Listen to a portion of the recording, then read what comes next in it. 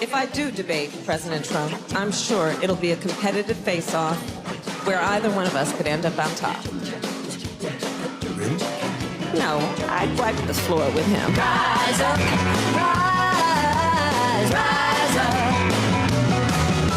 There's only one world and only one choice. We gotta speak up, let them hear your voice. Come on, rise up, rise up. Come on and rise up, rise up.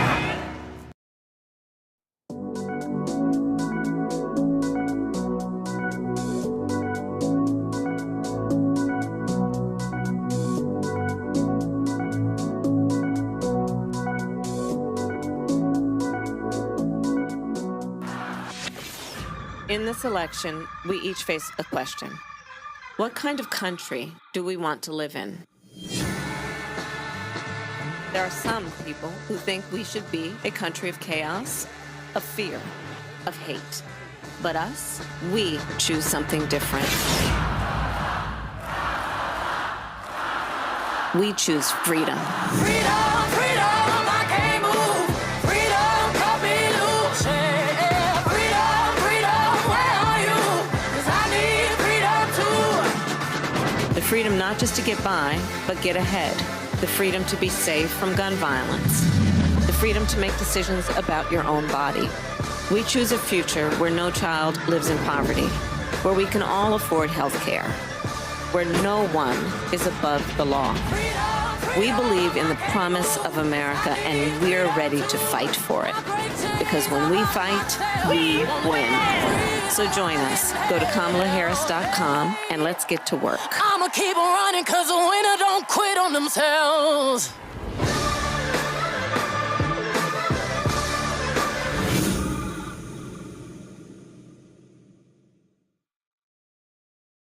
Hi there, I'm Keiko Genna, and I'm here to show you how to write letters to voters with Vote Forward. Vote Forward enables us to write handwritten letters to voters in key states who have been historically underrepresented, people of color, young people, and other groups that campaigns often overlook. Writing letters is effective, fun, and safe. All right, are we ready? Great, let's get to work. First, head over to votefwd.org to sign up. Then look for a confirmation email from the Vote Forward team. They just need to verify that you're not a bot, which may take 1 to 2 days.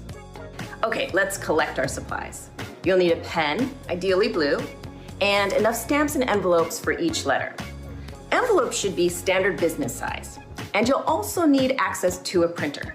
Now, log into your Vote Forward dashboard. You'll be given the option to adopt 5 or 20 voters. Once adopted, your voters won't be assigned to anyone else, so it is important to follow through, but you don't have to do them all in one sitting. After you've adopted your voters, you can download and print the letter templates. Ready to write? Remember, each letter is personalized for a specific voter, so check the bottom of that letter for the voter's first name, and then write it at the top of the letter after Dear. Now, write 1 to 3 sentences about why you vote. So this is a chance to get a little creative, a little personal. Just keep in mind that nonpartisan messages are the most effective with these voters. So avoid writing about a specific candidate or political party. I'm going to write, I vote because generations before me have fought so hard for the right to vote. I can't squander it now. Then sign your first name and last initial at the bottom of the letter. Address the envelope with the voter information listed at the bottom of the letter. Stuff your envelope with the letter, and then you can seal and stamp it, or wait until you're ready to mail. Rinse and repeat. Write the rest of your letters and store them somewhere safe. Don't forget to log back onto Vote Forward and mark your letters prepared. Then, if you're feeling fired up, write more. As the election draws near, keep an eye out for emails from Vote Forward announcing the exact date when we'll send our letters. And on the mail date, send your letters. Then log back into Vote Forward and mark your letters sent. And finally, snap a picture of your envelope stack and post it to inspire others to get involved. Get creative with it. Just make sure there aren't any full names or addresses visible in the photos. Happy election season. Thanks for doing your part.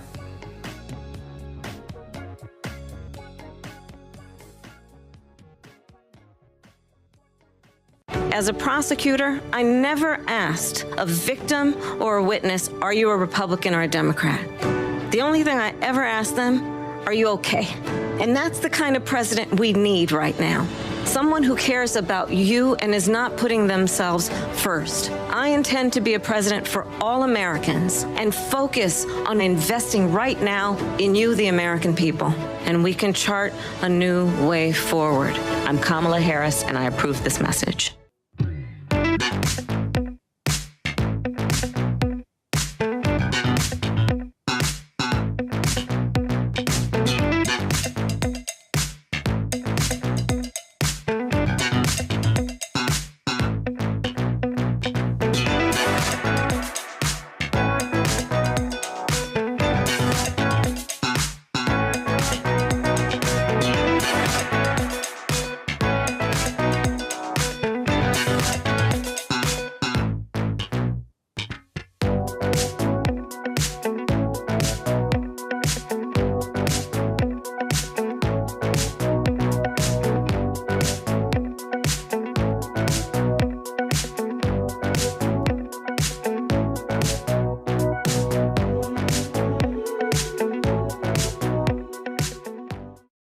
Sometimes life is as much about the lessons you learn as the lessons you teach. When I grew up, community was a way of life. My high school class was 24 people. I was related to half of them. I learned to be generous towards my neighbors, compromise without compromising my values, and work for the common good. My dad was in the Army, and with his encouragement, I joined the Army National Guard when I was 17. I served for 24 years. I used my GI benefits to go to college and become a public school teacher. I coached football and taught social studies for 20 years. And I tried to teach my students what small-town Nebraska taught me: respect, compromise, service to country. And so when I went into government, that's what I carried with me. I worked with Republicans to pass an infrastructure bill, cut taxes for working families, signed paid leave into law. I codified abortion rights after Roe got overturned. Because I go to work for the common good. But enough about me. Let's talk about you. Because that's what this election is about. It's about your future. It's about your family. And Vice President Harris knows that. She too grew up in a middle-class family. She too goes to work every day, making sure families can not just get by, but get ahead. We believe in the promise of America, in those values I learned in Nebraska, and we're ready to fight for them. Because as Kamala Harris says, when we fight, we win.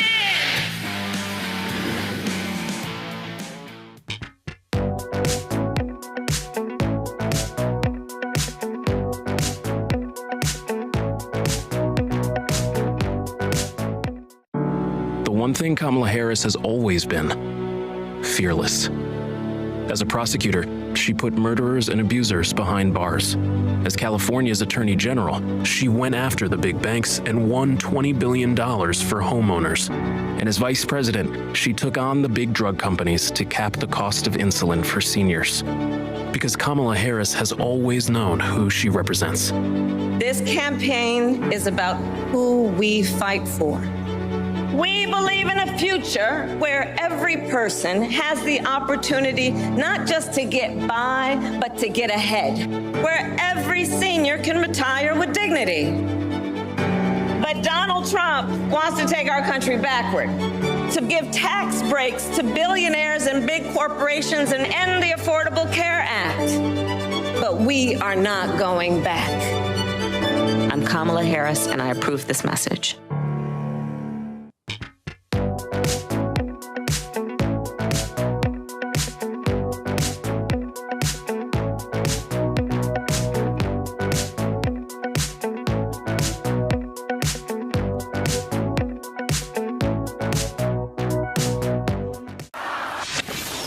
In this election, we each face a question. What kind of country do we want to live in? There are some people who think we should be a country of chaos, of fear, of hate. But us, we choose something different. We choose freedom. Freedom, freedom, I can't move. Freedom, cut me loose. Yeah. Freedom, freedom, where are you? 'Cause I need freedom too. The freedom not just to get by, but get ahead.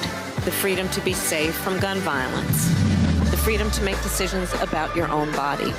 We choose a future where no child lives in poverty, where we can all afford health care, where no one is above the law. We believe in the promise of America, and we're ready to fight for it. Because when we fight, we win. So join us. Go to KamalaHarris.com and let's get to work. I'ma keep on running cause the winner don't quit on themselves.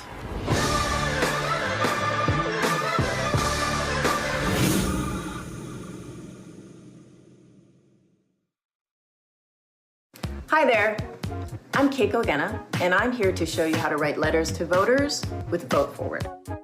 Vote Forward enables us to write handwritten letters to voters in key states who have been historically underrepresented, people of color, young people, and other groups that campaigns often overlook. Writing letters is effective, fun, and safe. All right, are we ready? Great, let's get to work. First, head over to votefwd.org to sign up. Then look for a confirmation email from the Vote Forward team. They just need to verify that you're not a bot, which may take 1 to 2 days. Okay, let's collect our supplies. You'll need a pen, ideally blue, and enough stamps and envelopes for each letter.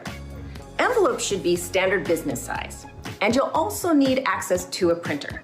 Now, log into your Vote Forward dashboard. You'll be given the option to adopt 5 or 20 voters. Once adopted, your voters won't be assigned to anyone else, so it is important to follow through, but you don't have to do them all in one sitting. After you've adopted your voters, you can download and print the letter templates. Ready to write? Remember, each letter is personalized for a specific voter, so check the bottom of that letter for the voter's first name, and then write it at the top of the letter after Dear. Now, write 1 to 3 sentences about why you vote. So this is a chance to get a little creative, a little personal. Just keep in mind that nonpartisan messages are the most effective with these voters. So avoid writing about a specific candidate or political party. I'm going to write, I vote because generations before me have fought so hard for the right to vote. I can't squander it now.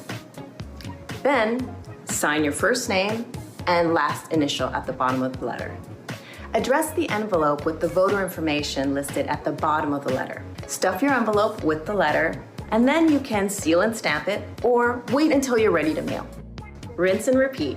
Write the rest of your letters and store them somewhere safe.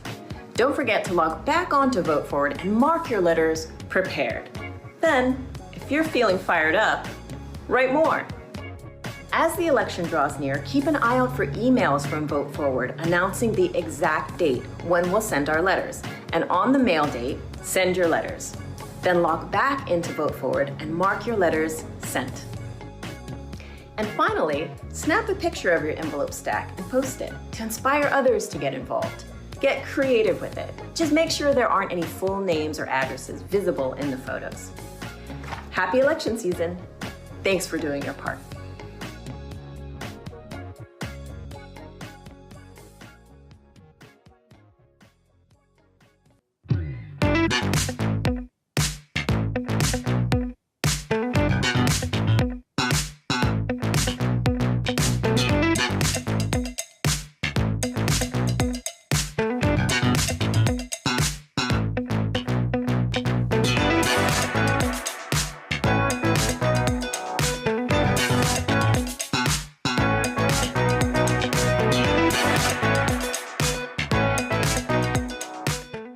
As a prosecutor, I never asked a victim or a witness, are you a Republican or a Democrat?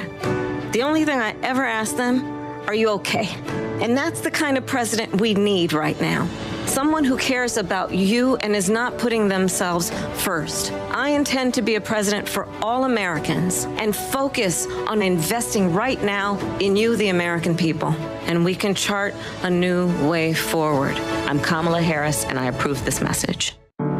The one thing Kamala Harris has always been: fearless. As a prosecutor, she put murderers and abusers behind bars. As California's Attorney General, she went after the big banks and won $20 billion for homeowners. And as Vice President, she took on the big drug companies to cap the cost of insulin for seniors. because Kamala Harris has always known who she represents. This campaign is about who we fight for. We believe in a future where every person has the opportunity not just to get by, but to get ahead, where every senior can retire with dignity. But Donald Trump wants to take our country backward, to give tax breaks to billionaires and big corporations and end the Affordable Care Act. But we are not going back. I'm Kamala Harris, and I approve this message.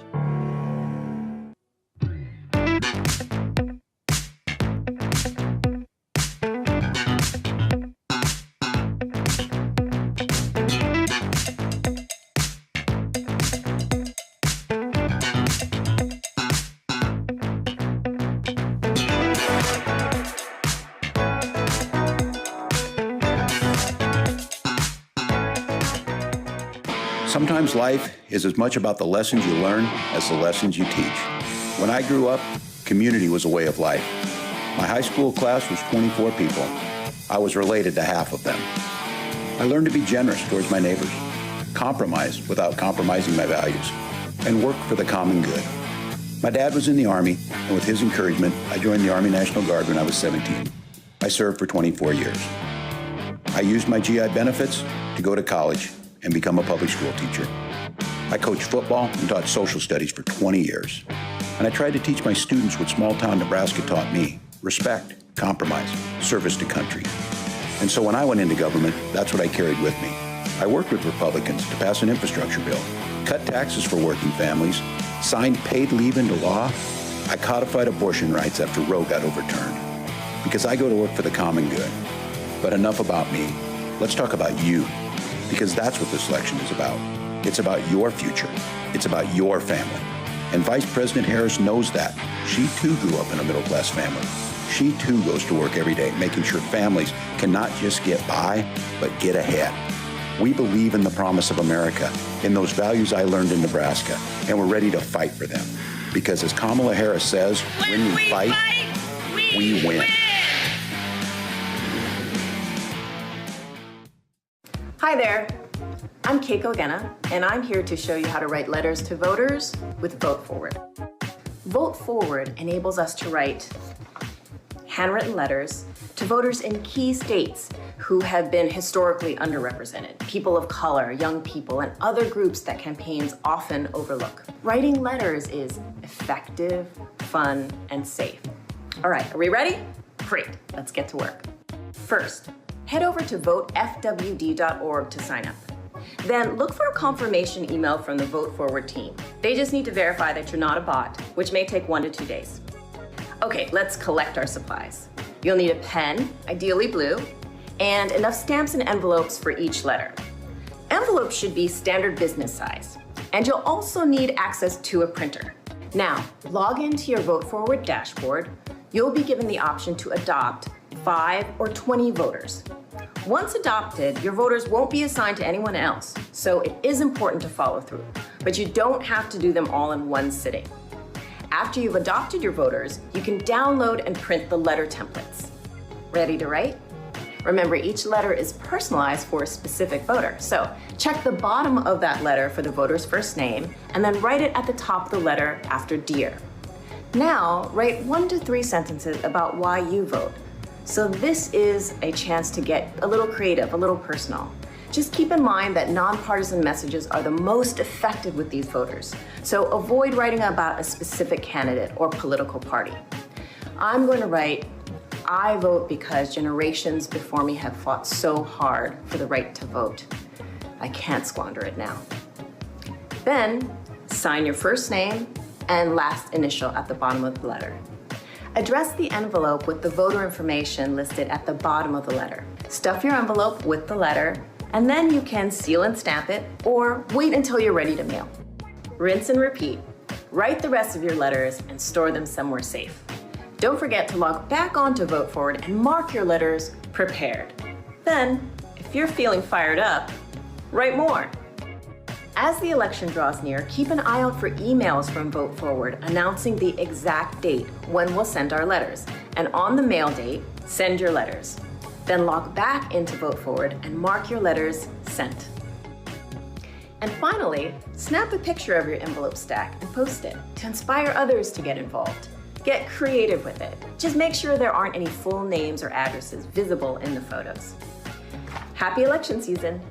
Thanks for doing your part.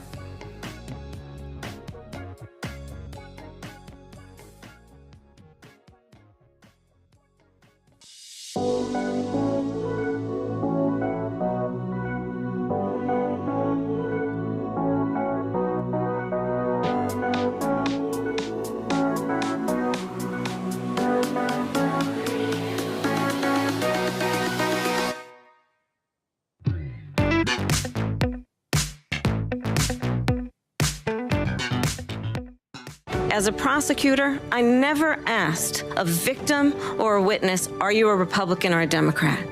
The only thing I ever asked them, are you okay? And that's the kind of president we need right now. Someone who cares about you and is not putting themselves first. I intend to be a president for all Americans and focus on investing right now in you, the American people. And we can chart a new way forward. I'm Kamala Harris, and I approve this message.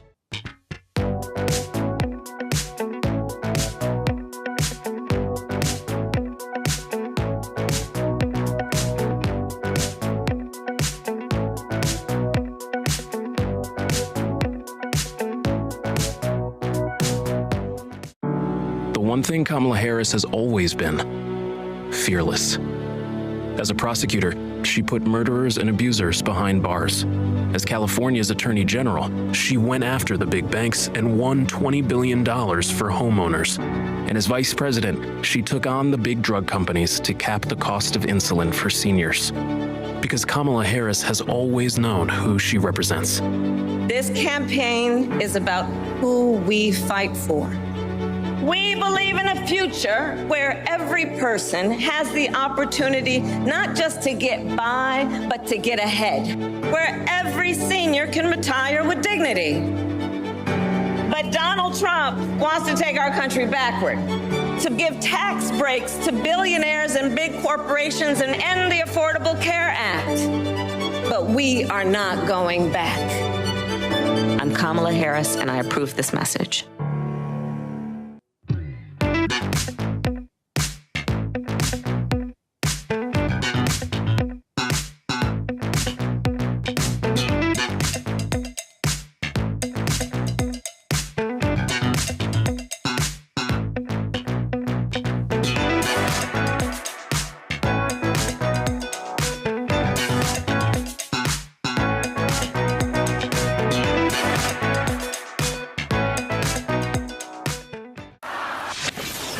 In this election, we each face a question.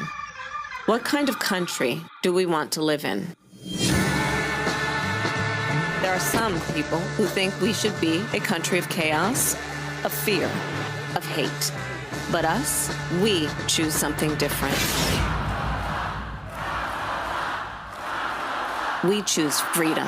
Freedom, freedom, I can't move.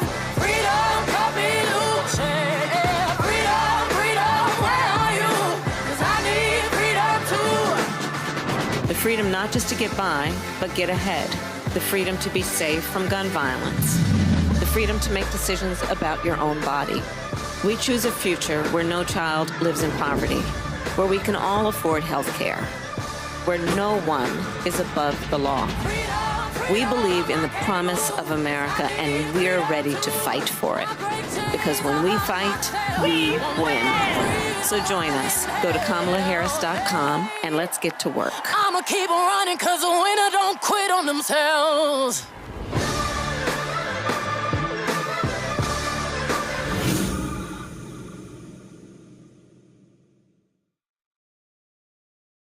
Sometimes life is as much about the lessons you learn as the lessons you teach. When I grew up, community was a way of life. My high school class was 24 people. I was related to half of them.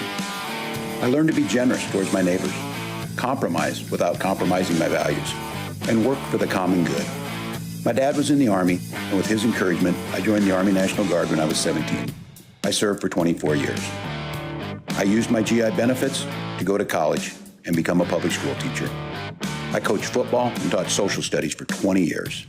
And I tried to teach my students what small-town Nebraska taught me: respect, compromise, service to country. And so when I went into government, that's what I carried with me. I worked with Republicans to pass an infrastructure bill, cut taxes for working families, signed paid leave into law. I codified abortion rights after Roe got overturned. Because I go to work for the common good. But enough about me. Let's talk about you. Because that's what this election is about. It's about your future. It's about your family. And Vice President Harris knows that. She too grew up in a middle-class family. She too goes to work every day, making sure families can not just get by, but get ahead.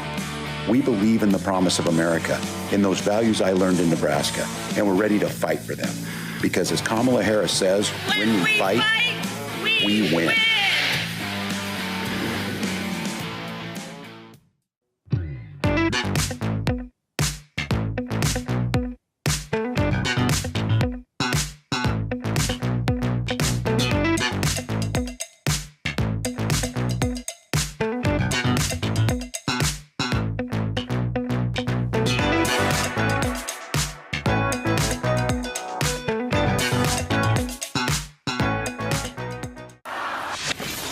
In this election, we each face a question. What kind of country do we want to live in? There are some people who think we should be a country of chaos, of fear, of hate. But us, we choose something different. We choose freedom. Freedom, freedom, I can't move. Freedom, cut me loose. Yeah. Freedom, freedom, where are you? 'Cause I need freedom too. The freedom not just to get by, but get ahead. The freedom to be safe from gun violence. The freedom to make decisions about your own body. We choose a future where no child lives in poverty, where we can all afford health care, where no one is above the law. We believe in the promise of America, and we're ready to fight for it. Because when we fight, we win. So join us. Go to KamalaHarris.com and let's get to work. I'ma keep on running 'cause the winner don't quit on themselves.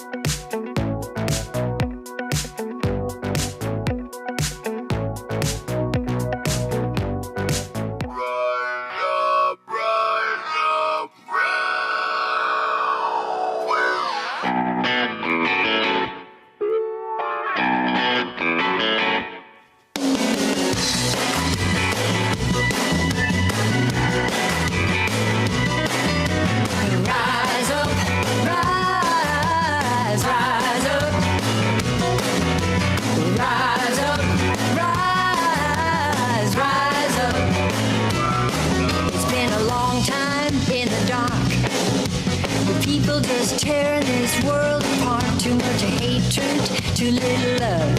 But if we all stand together, we can rise above. Come on, rise up, rise, rise up, rise up, rise, rise up. There's only one world and only one choice.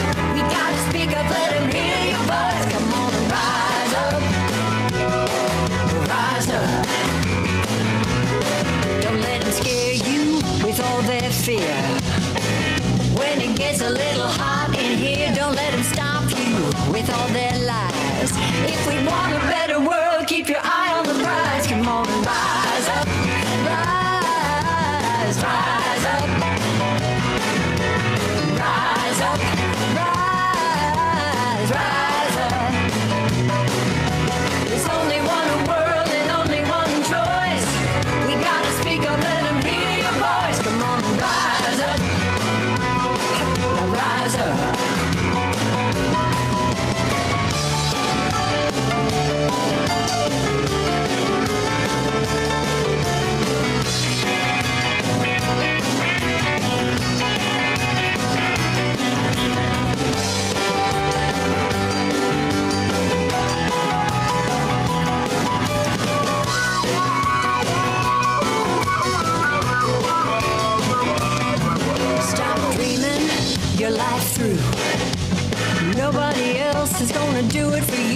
like Wonder Woman or Superman. We all hold the power in the palm of our hand. Come on and rise up, rise, rise up. Rise up, rise, rise up. There's only one world and only one choice. We gotta speak up, let them hear your voice. Come on and rise up, rise up.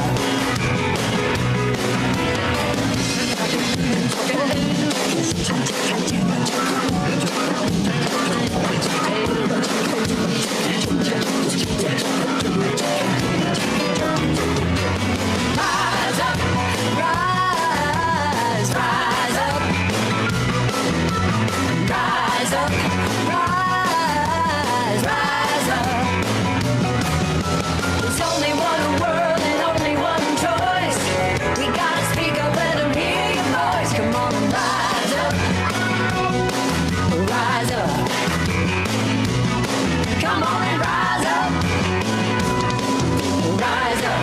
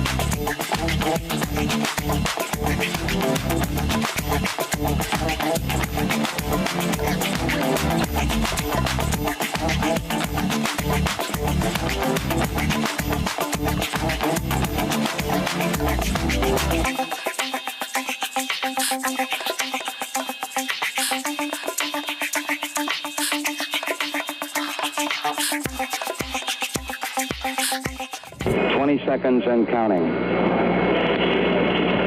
T-minus 15 seconds. Guidance is internal. 12, 11. Okay. 10, 9. Ignition sequence starts. 6, 5, 4, 3, 2, 1, 0. All engine running. Liftoff. We have a liftoff. 32 minutes past the hour.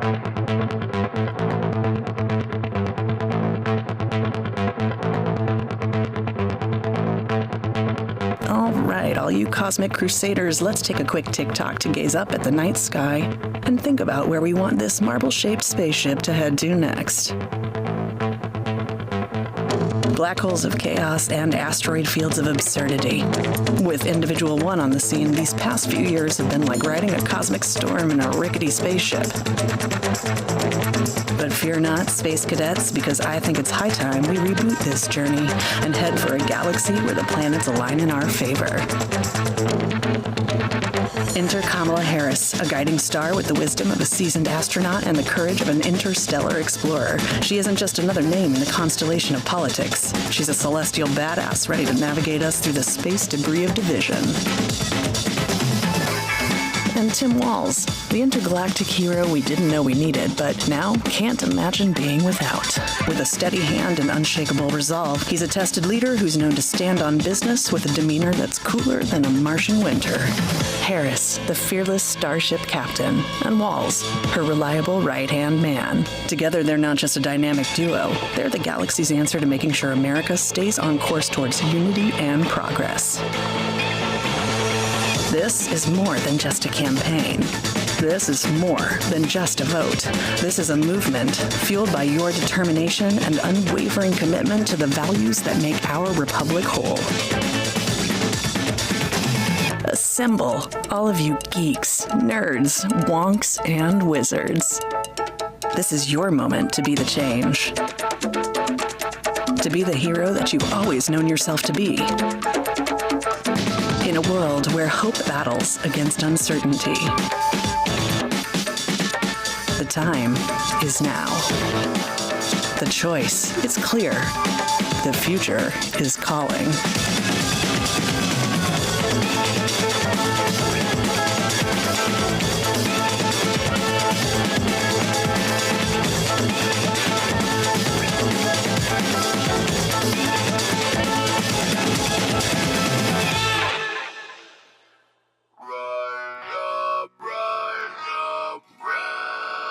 Welcome to Geeks and Nerds for Harris.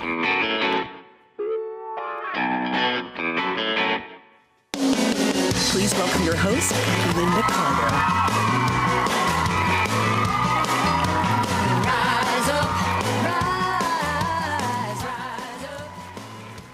Good evening and welcome to Geeks and Nerds for Harris. I am Lynda Carter, and I'm thrilled to be here to support our brilliant Vice President Kamala Harris. We are here tonight for duty, for our country, for our freedoms, for justice, equality, and community. That is why I am here with you today. That and to share the joy and hope with people I adore, the geeks and the nerds of America. It's a curious club of kooky collaborators coming together for Kamala Harris.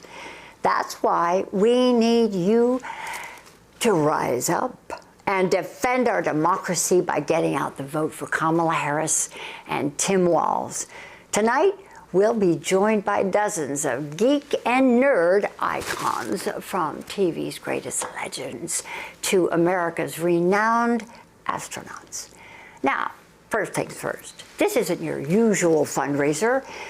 It's an epic quest, the battle of the fandoms. Our teams tonight are Earth heroes and space explorers. Now, I'd like to introduce you to our team captains, political correspondent Lindy Lee and our startup founder Wasim Dahr, who will break down the rules of the game. Lindy and Wasim. Thank you, Lynda. Can I first say, wow, what a show we have for you tonight. It's not surprising to me that Wonder Woman was behind all of this, because it really did take a superhero to assemble. So thank you, Lynda, Sabrina, Jess, and the team for making this happen. And to our audience, thank you all tonight for showing up. This does not work without all of us here. Tonight is a night to show off the power of geeks and nerds and how loud our voice can be when we rally around something. We all know how critical this election is. There are lots of ways to get involved, and we're going to be reviewing a bunch of those tonight. But one very effective way is to contribute with your dollars. And as Lynda said, we're going to do something a little bit different tonight. Rather than just trying to make the number go up, we're lovingly pitting some of our favorite fandoms against one another to see who can raise the most money. So I'm Wasim Dahr. I'm representing Team Space Explorers. So if you're a fan of Star Wars, Star Trek, Battlestar Galactica, or any adventures that take you across the galaxy, I'm your guy for tonight.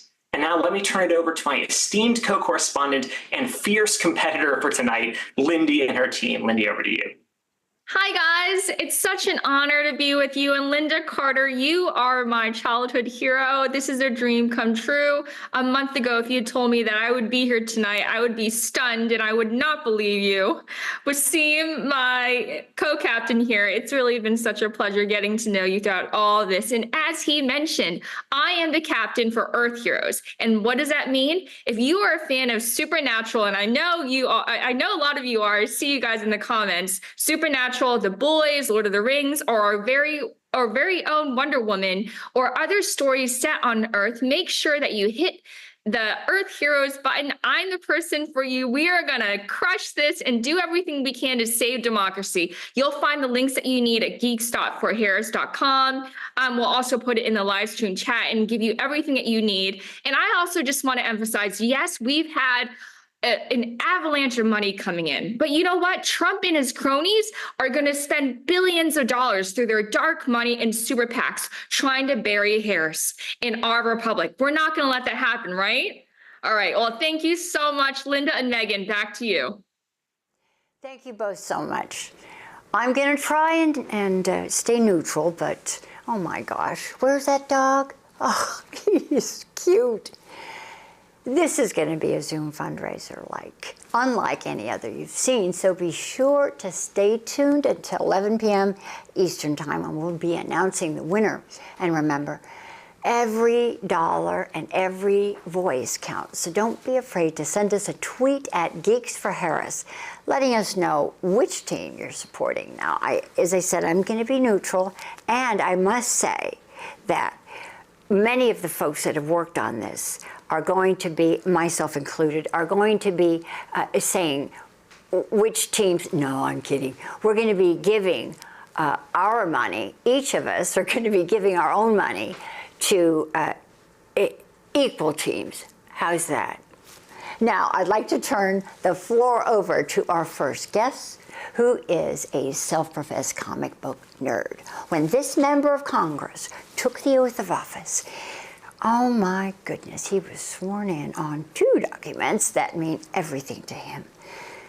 The U.S. Constitution and the very first issue of Superman. Geeks and Nerds, please welcome Congressman Robert Garcia, the chair of the Popular Arts Caucus. Bienvenidos. Hey, everyone. It is such, first of all, an honor to be with all of you. I'm so happy to be with all of you. As the chair of the Congressional Popular Arts Caucus and the founder, because I love comics and I'm a nerd, but also to be introduced by my Wonder Woman.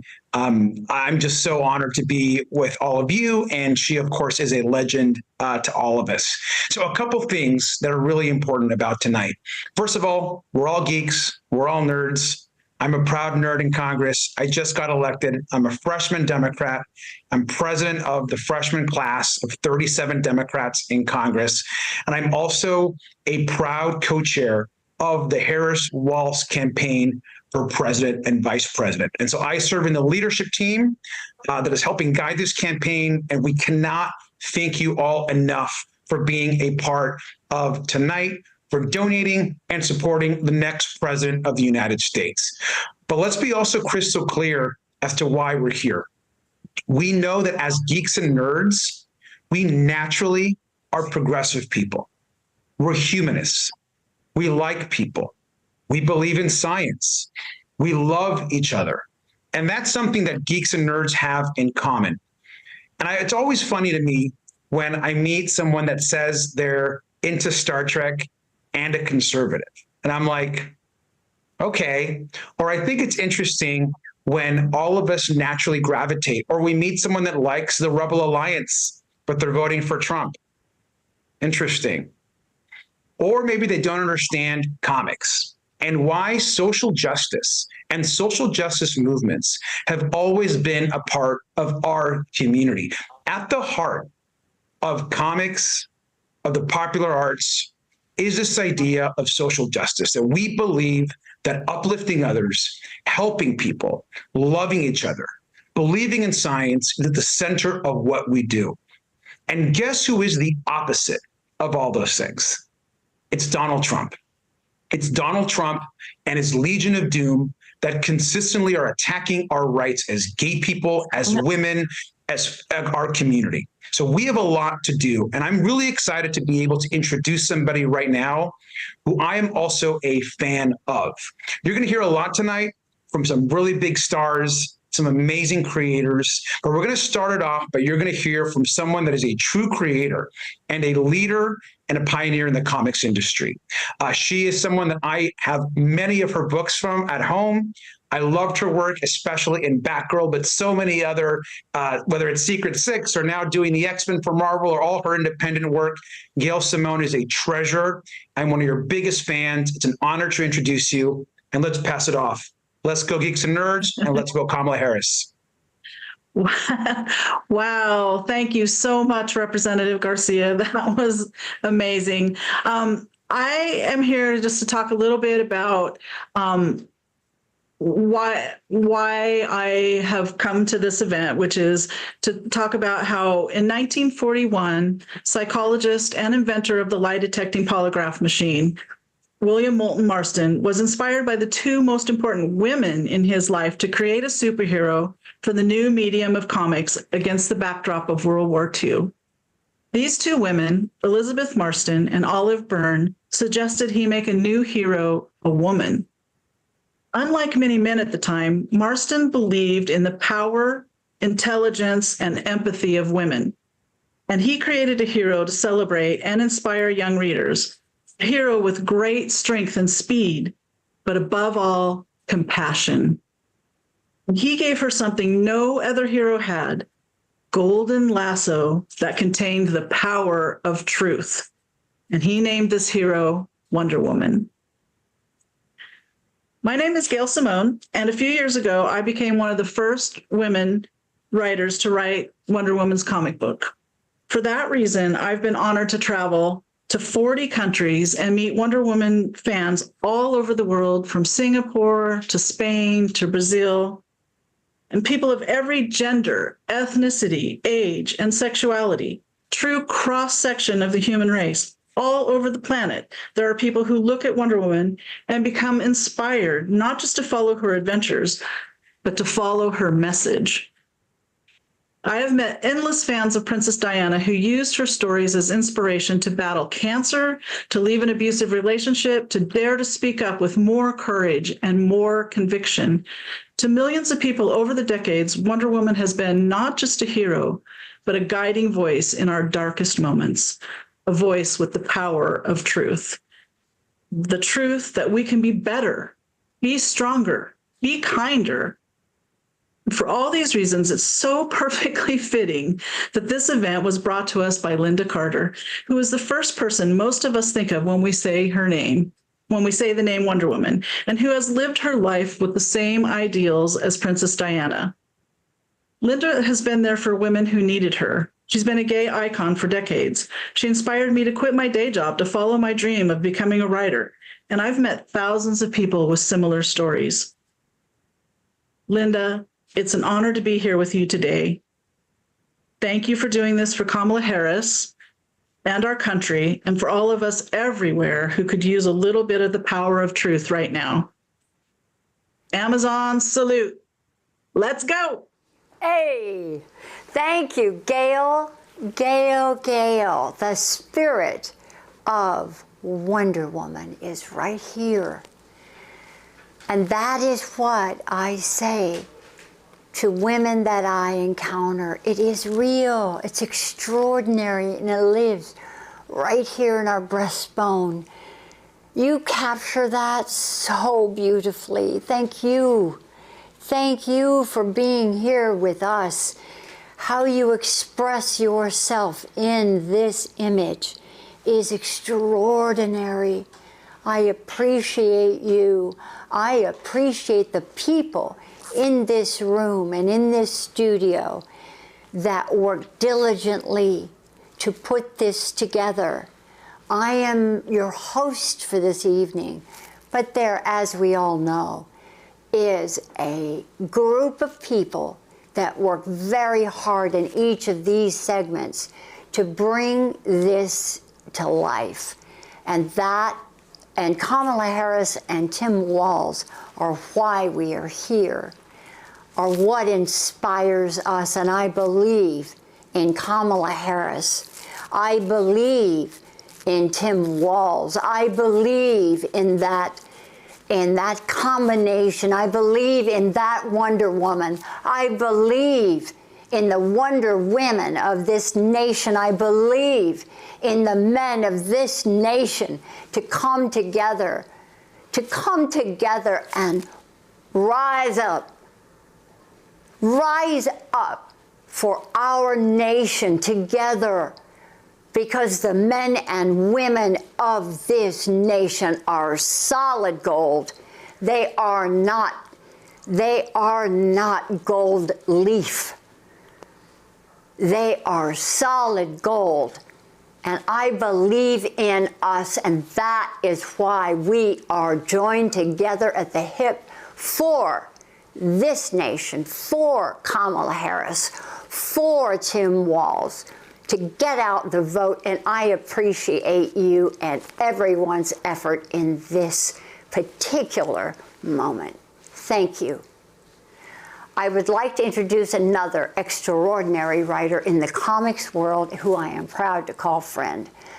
He has a new book out today, and it's called I Am Stephen Hawking. Please welcome my dear friend and a very cute man, Brad Meltzer. Brad. I love seeing you. I'm so excited tonight, and we are so excited to do this event. We have so many people watching, supporting Kamala and Tim Walz, and obviously a huge thank you to you, our true Wonder Woman, who put this all together. You put out the call. It was like the Wonder Woman signal went up. Yeah. And we all came running. And what I'm going to do is let's bring on the people you want to see, right? So okay. First, we have our friend John Cryer. Yay, John. Yay, me. Yay, we work together. No introduction, Mr. Mark Hamill. We know him, of course, for this theme. We got the Joker, but I mean, if you don't know who he is, you're not on the right Zoom right now, obviously. Mark, thank you. Yeah, I thought this was supposed to be the male models for Harris Zoom, so. I thought this was the hair club for men Zoom. So here we go. We're going to ask a couple quick questions, and these are important because we're going to tell you a lot about why we're here tonight. So first, for our panel here, I got Wonder Woman. I have the Joker. I've got Lex Luthor. Do you prefer playing the hero or the villain? Who wants to go first? Me or them? Let's go. I'm going to go with you first. Go ahead. You lead us. Me? You, Lynda, go ahead. Okay. Well, I'm typecast as a heroine, but I did get an opportunity to play a villain in Law and Order. And I guess I did a really good job because they gave me another episode to play. And I played a really nasty lady, and I had so much fun. Oh my gosh, my daughter came home and she said, Mom, what did you do? All my friends are saying she really liked that at home. I want to watch Law and Order. Yeah, well, it was really fun. But you guys go ahead. Mark, John. Villains get the best monologues. So, because we've got to explain it to the hero as they're tied up, or, we've got to explain. We've got the exposition. And that is something I wear with pride. Happy to be a villain. How about you, Mark? Well, the villain gets to come in and just create complete chaos, which is always fun. And your goal is to make the audience loathe you. And I enjoy that as much, if it's done effectively, as being championed by the audience. So I don't know. I know when I auditioned for Joker, it was right after the fan world reacted negatively to the idea of Michael Keaton playing Batman. Oh, he can't be Batman. He's Mr. Mom. He's a comedy actor, before they've even seen him. But this was in the wake of that. When I went in to audition for the Joker, I said, if they freak out because Mr. Mom is Batman, how are they going to feel about Luke Skywalker being the Joker? Right. There's no way to get this. And because of that, didn't have any performance anxiety. Normally, if you want something, your timing can be off. There's a neediness that comes through. Here, I knew I couldn't get it, so I went in thinking, I'm going to make them regret they can't hire me. And I had no performance anxiety. I only got performance anxiety when I got the part. I went, oh, no, how can I do this? Now I have to do it. Yeah. Especially with that actor thing. Well, that's pretty brave. In what way? Following Jack Nicholson. I went, oh no, I didn't think of that. Oh my God.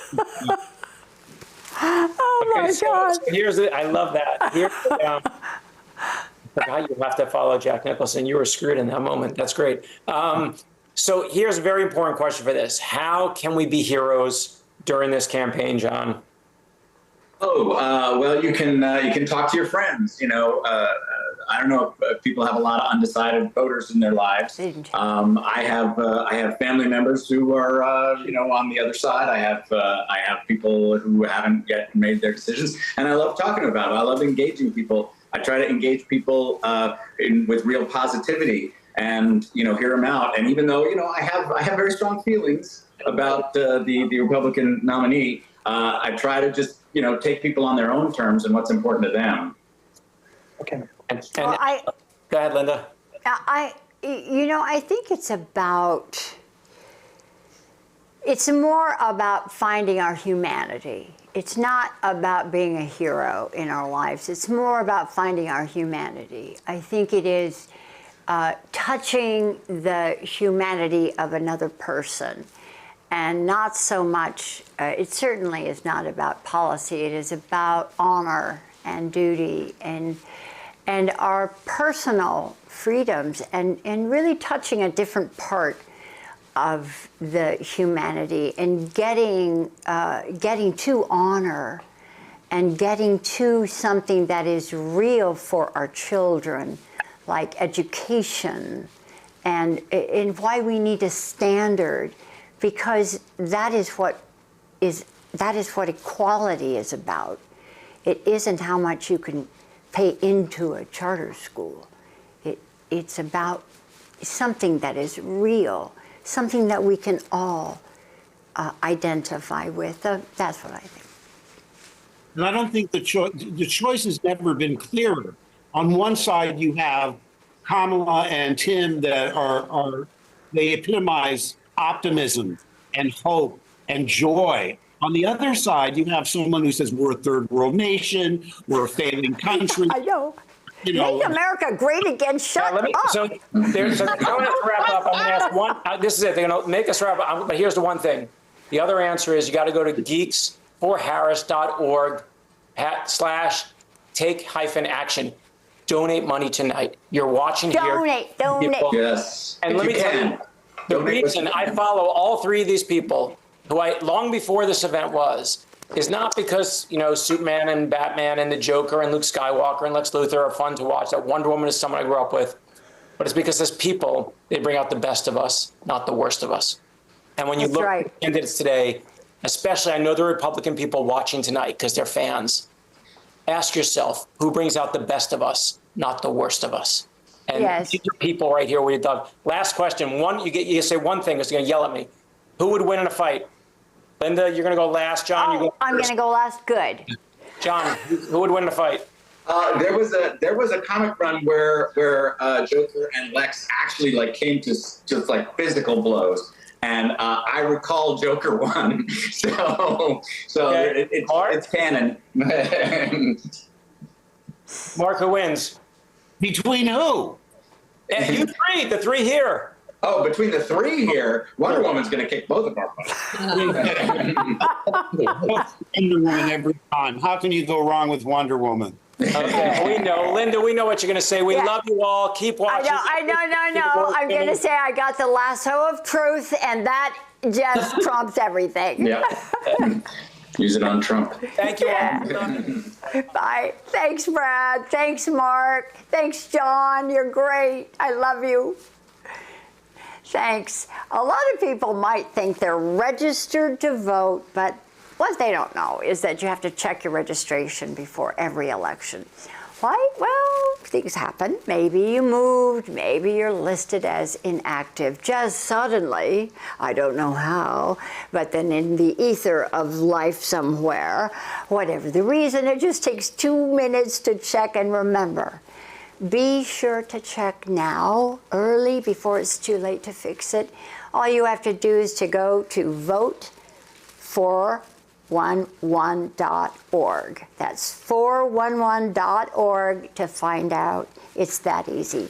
Now let's check in with Lindy and Wasim on our Battle of the Fandoms for the Harris Victory Fund. Now, contribute. Guys, contribute who I just talked to. Contribute. Let's go. Hey, Linda. Hey. And Mark Hamill, if you're listening, oh my gosh, I love you. Just know that you have my heart. If you're still here. Anyway, guys, I hate to break it to you, but my Earth heroes are behind. We got to step up. So if you're out there and you're a fan of Wonder Woman, of course you are. How are you not? Supernatural, The Boys, any Earth-based heroes, please make sure to donate to Earth Heroes. And I just want to emphasize something that Gail said that was so incredibly important. Yes, we love our superheroes. Yes, they enliven our lives and bring joy and faith, but we don't just love these characters themselves. We love their message of resilience and perseverance and getting back up after being beaten down, standing up for what we believe in. And as an immigrant, let me tell you, I came to America when I was 4 years old, and being American is the best thing that's ever happened to me. And these heroes, the message that they instill in us is so incredibly powerful. So I hope that everyone will embed that deeply into their hearts and just do everything they can to help us win. So, Wasim? I'd say Space Explorers, keep up the good work. I mean, as many people have echoed, it's hard to be part of any of these fandoms and not hear and resonate with the political message that they all have. A message that honestly we have to fight to keep alive and fight to defend in this election. So please be generous with your donations. And back to you, Linda. Thank you. I am going to be investing my money into this effort tonight, and as I mentioned earlier, so are people in these rooms here. Join me and give your whatever you can. It doesn't have to be thousands and thousands, but it would be nice too. I have no doubt we are going to raise a lot of money tonight. Now let's hear from one of our geeks and nerds across the country, and then we'll get into some fan activism 101 with Tanya Cook and Kayla Joseph, the authors of Fandom Acts of Kindness. It's very cool. Hi, I'm Nikki. And that's too. And we are huge geeks and nerds. We claim many fandoms: Doctor Who, Star Trek, Star Wars, video games, Labyrinth. I have the Fraggles. So we love that, all of these fandoms teach us to take care of each other and that everybody should be included. And we know that's what Kamala believes in as well. Absolutely. We're about to go up. Hi, thank you so much. We are thrilled to be here today to share with you a bit about fan activism and our book, Fandom Acts of Kindness, a guide to activism, advocacy, and doing chaotic good. I'm Tanya Cook, a non-binary queer sociologist, professor, and fandom researcher. And I'm Kayla Joseph, a queer and non-binary licensed clinical psychologist with non-apparent or invisible disabilities, and also a fandom researcher. If you didn't already know it, just by being here today, you're a fan activist. At its core, fan activism is exactly what it sounds like. Activism that uses the superpowers of fandom and fan communities to make the world a better place. In practice, fan activism can look like a lot of different things. You can protest and cosplay, engage in fandom-related charity work, join fan-based organizations, promote inclusivity in fan spaces, and so much more. Fan activism can happen anywhere, even online. In fact, that's how Tanya and I met. So back in 2016, when I was first starting to look at fandoms as social movements, somehow Misha Collins, maybe you've heard of him, got a hold of my conference abstract and posted about it on social media. And let me tell you, for a nascent researcher like me, that was like having that reoccurring dream or that nightmare, maybe, where you're suddenly doing public speaking and you look down and you're not wearing any pants. Speaking of nightmares while public speaking, for the person who is running the slides, we are on slide 3. So I saw that post by Misha Collins and immediately reached out to Tanya about partnering. I didn't think that this was where it was going to lead. I don't think that either of us did, but that's the power of fandom connection. So next slide, please. Being huge fans, we are both huge fans of Supernatural, obviously, and social movements. Kayla and I bonded over a shared love of Gish, greatest international scavenger hunt, started by Misha as a way to harness the power of fandom and other acts of kindness. Gish was the kind of chaotic good that we were really looking to study. These are some silly items that we did at home, but we also raised money for refugees, registered people to vote, fought for LGBTQ plus rights, and so much more. Gish was everything we knew fan activism could be. It was bold and adventurous and limitless, and it was a way to bring people together from all around the world for a shared cause. Next slide. So we wrote a book. One of our colleagues referred to this as our book baby. Tanya's had actual babies, so I'll let them describe if it's at all similar. I mean, I will say that, like childbirth, this book required blood, sweat, and tears, but unlike childbirth, there were far fewer stitches in unmentionable places. This book is meant to help guide you in furthering your fan activism, whether you've been doing this for years or you're just starting out. This book is available at all major retailers, but we want to share some of it with you today as we gear up for this critical election. Next slide. So first and foremost, fan activism should be fun. It's what sets it apart. That's why our book starts with helping you identify what you love and how it can be used as a force for good. That's really important going into this election season because we aren't just fighting for candidates who we think will best represent our interests, but we are fighting against literal fascism. And just a quick personal story. As a kid, I loved Indiana Jones. I think I subconsciously got my PhD because I wanted the cool hat and the bullwhip. And I am still waiting for those, whoever is responsible for that. It's been over 10 years. But also, I did not think that, like Indy, I would be fighting literal fascists. Throughout the book, we share ways to get more involved politically, including ways to engage beyond election season, such as lobbying for policy changes that may impact marginalized communities. We even talk about ways to be a leader yourself. Next slide. This election season is going to be rough for many of us, hopefully not as rough as the ghoul who I'm cosplaying here from Fallout. It comes down to not just our personal freedoms, however, but for some of us, Kayla and myself included, it's about our rights to exist as we are in the country we love and call home. It's so important that you take care of yourselves this election season. Fandom literally got me through the last election season. It just so happened that a historic episode of Supernatural was trending on social media ahead of the results. And it reminded me how powerful we can be when we act together, how we can drown out negativity and noise. So this is what psychologists call grounding. And it's one of the most important part of our books, how you can be an activist and still take care of yourself. Next slide.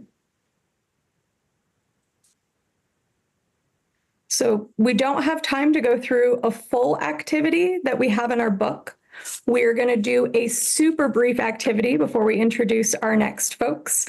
You can do this at home. You can do this anywhere. It is a 5 senses activity. I'm going to ask you to think of your favorite scene, though, because sometimes it's a little bit easier to do this when we aren't thinking about our own internal experiences. So we're going to think about your favorite character in your favorite scene.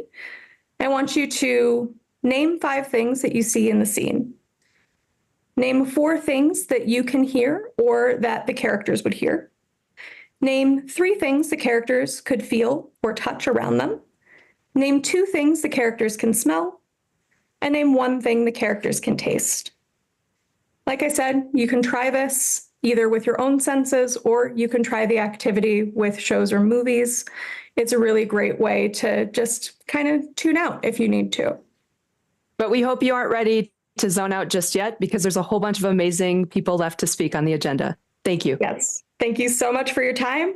We hope you check out the book, but right now it is our absolute pleasure to turn it over to the cast of The Boys, followed by Supernatural.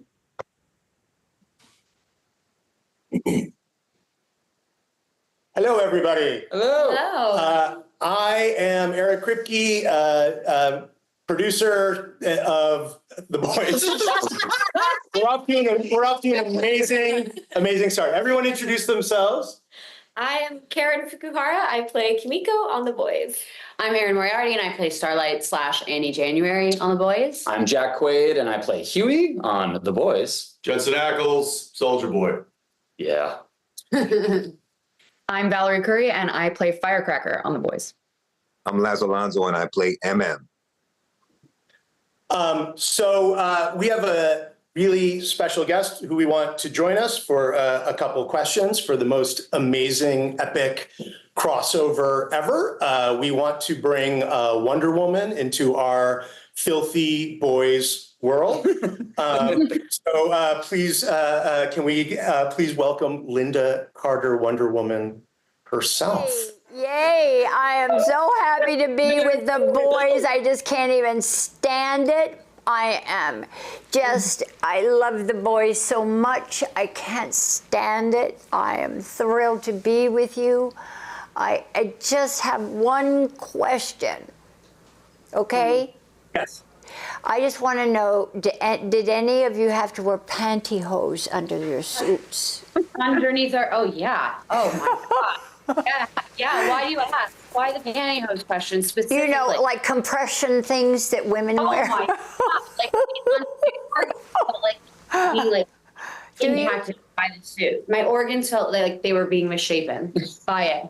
Did you have to shave every part of your body when you took them off? And eventually I just was like, I got a little bit apathetic about it because I was tired, but luckily you couldn't see it through the screener if you could. No, I'm not talking about you, Starlight. I'm talking about the guys. I mean, I'm talking about the guys, not the women. I would never ask you. I'd never ask the girl. It's the guys. I'm actually wearing them right now. Yeah, he's wearing pantyhose right now. Jensen is. It's just a normal Tuesday. It's a secret. Yeah. Is it? No, I know. I worked with someone that had to wear moccasin things, and we were in a two-banger, and it was shaking like this, and it was shaking, and I thought, what's going on over there? And it wasn't that. He thought he could put hose on like trousers. Oh my God! Oh, no. No, it is. It's really hard to estimate that. I rip them all of the time. Oh my gosh, it was really funny. I had to teach him how to put, so he could get the leather over his hairy legs, you know. Yeah. Oh my God. Wait, so Lynda, because we know how they make. How did they make your super suit?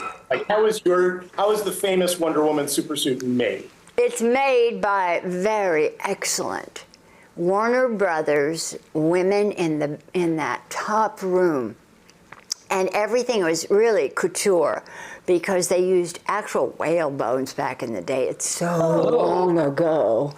Yeah, well, they don't do it anymore, but that's what they did. They used to use these. I'm sorry to say, but it was just made exactly to, if I gained an inch, but it was easy to put on, and I'll tell you the truth, I did not squeeze my waist in. It was just a size nothing back then. Not anymore. Not anymore. But all right, so Val, that's a super suit from Wonder Woman. Tell us about what it's like to put on your suit. My suit, it requires a lot of assistance, and there are a lot of layers underneath to make me that small in some places and big in others. You look good. You look very good. The shoes are the hardest part. They're almost 8 inches altogether, and I have to I can't put them on myself, especially once I have the actual little suit on. Oh my God. Were you able to put on your shoes yourself? Yeah, they were handmade, and the heels weren't super big, and I have super long legs, so it all worked out. I'm not bragging. I'm just saying. Maybe it's Maybelline. So Lynda, were you able to run in your boots and like talk a little bit like stunts? Yeah. We had flat boots, medium boots, all that. Yeah. But more importantly were the bracelets. The bracelets were very cool. I told Eric about this. Mm-hmm. I brought them. Can we see them? I brought the bullets and bracelets as a techie thing for you guys to see. Now, would you all like to see them? Would everybody like to see the real thing? Okay. Well, here they are, right here. The original, the little knobs on there are called squibs. And this is before anything. These things exploded, those little things, and inside are wires. Can you see them? But more importantly is this little thing.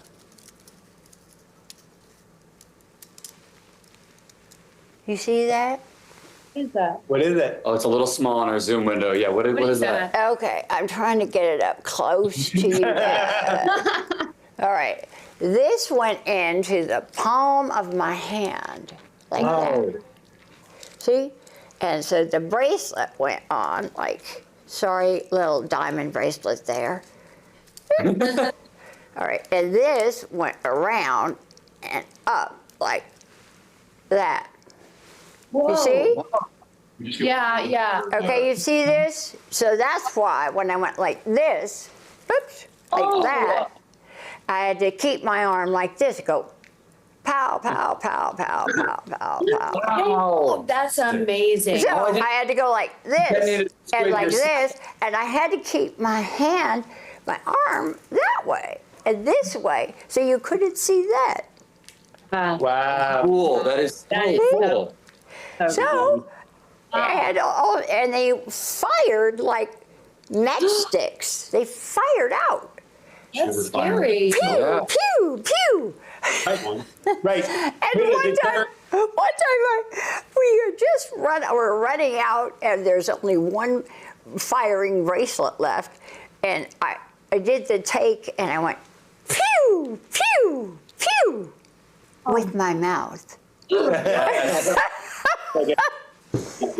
pew, and they went, Lynda, you can't say pew, pew. Incredible. Yeah, aren't they cute? Anyway, that's so. Thank you for showing. Yeah, and by the way, like triggering your own squibs and triggering your own basically detonation is really badass. Yeah, badass. My timing was impeccable. So I didn't put my eye out.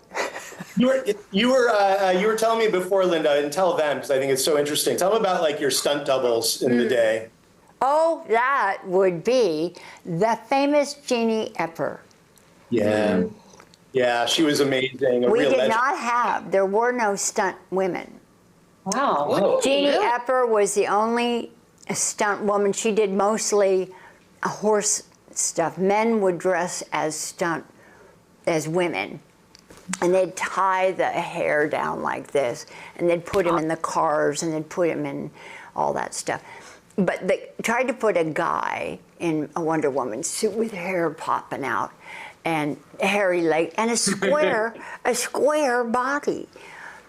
And you'd see him flying through the air you could tell it was all dark up here, and a square little hairy body. And I said, there's just no way.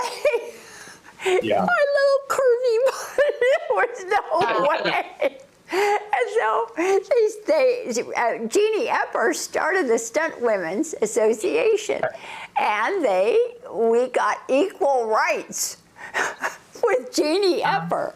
Isn't that great? Wow. Yeah. Wow, we were fighting a good fight back then in the 70s. It's really great. Fun fact is, you worked with Jeannie Epper. She was in an episode of Supernatural in season 1. No, she was like a witch creature. Yeah. Called Astriga, so you know. Not to brag, she was named Astriga. She's fabulous. That's so She was cool. amazing. All right, so Wow, good. Karen, because you do a ton of stunts on the show. Yes. Talk about like your stunt double and how it all is working out like these days. Yeah, well, I have a wonderful stunt double. She's female. Yeah, She's female. so that's a progress. And Progress. she's exactly my height. Her name's Kirli Hayashi, and she used to be a gymnast. I think she's really good at like doing a ton of flips. She's good at jumps. She's amazing. She's amazing. You have only one? Yeah, I only have one. She's with us the entire time, and yeah, she makes sure everything's safe. She makes me look a lot cooler than I actually am. Of course. Yeah, but we had one for high falls and one for skateboarding, one for swimming and diving, one for karate. Wonder Woman did it all. Wonder Woman did it all. Yeah. All right, so more importantly than all this stuff, we're also Is Kamala Harris. to elect Kamala Harris and Tim Walz. Yeah. So I want to start with Laz. Laz, tell us why are you supporting them, and what do you personally connect with Kamala and Tim Walz, and what do you think people can do to help?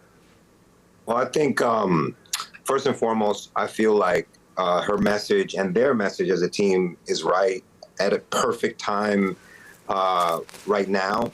I feel like most people are concerned with the money that they have to pay bills. And I think their message and their platform is spot on when it comes to all of the help that she's planning on creating with small businesses. It literally is investing into people. Mm-hmm. It's investing into small businesses creation, loans for small businesses, the ability to give people that head start that everybody wants. And, my family immigrated here from Cuba to this country, and the American dream survives on coming to this country and being able to accomplish something that you would not have been able to do back at home. And that's why my family came here to give me the opportunities that they didn't have in our homeland. And I feel like her message is right on point. The tax credits for children, investing in small businesses, tax breaks for the middle class. I mean, this country is built on the middle class. Mm-hmm. So for me, it just really, when we really think about what we need for the next 4 years, it's invigorating economically and financially the middle class, small businesses, and focusing on mom and pop businesses, because we have seen greedflation, especially in supermarkets and food stores and at the gas stations, really take advantage of everyday people. We all pretty much have the same needs and the same wants. We just want to do better than we did yesterday, and we want tomorrow to be better than it was yesterday. And I think that they have the best plan. That's great, Laz. That's beautiful. Nice. That's great, Laz. Really nice. Jack Quaid. Oh, hello. How can people help? Well, you can. How can we help? You can go to vote.gov to check if you are registered to vote. You can vote in general. Please vote. You can talk to your undecided friends and family, and you can go to kamalaharris.org. .com. Thank you for that correction. To learn more about her. And you can also go to geeksforharris.com/ geeksforharris.org. Damn. That's okay. We'll get it. To donate. Well, this isn't live, right? We can fix this later. We can fix this in post. In post, right? I was going to say, so on geeksforharris.org, please go. Please donate generously. There's two different groups. There's Earth heroes and space heroes. We're the Earth heroes. Earth rules, space sucks. We're those guys. And anyone who donates to Earth heroes between this panel, which I should have announced up top, and the Supernatural panel, we are going to match. So jump in and donate. And also there's actionable things that you can do right now to help the campaign and be actual heroes. So that's all at geeksforharris.org. I'm putting in $10,000 right now to each of you. Right. So match. Wonder Woman. 10,000 to each of you. So you got to match it. Okay. Done deal. Great. Okay, my financial guy's here. You have to do it right this second. It has to go in between the two. Here you go. Okay. Okay, so right before we segue over to Supernatural, I just wanted to say, speaking for everyone here, look, the message of the show that we are making, the boys, is don't trust anyone who stands in front of you and says they can solve all your problems with easy answers to complicated problems.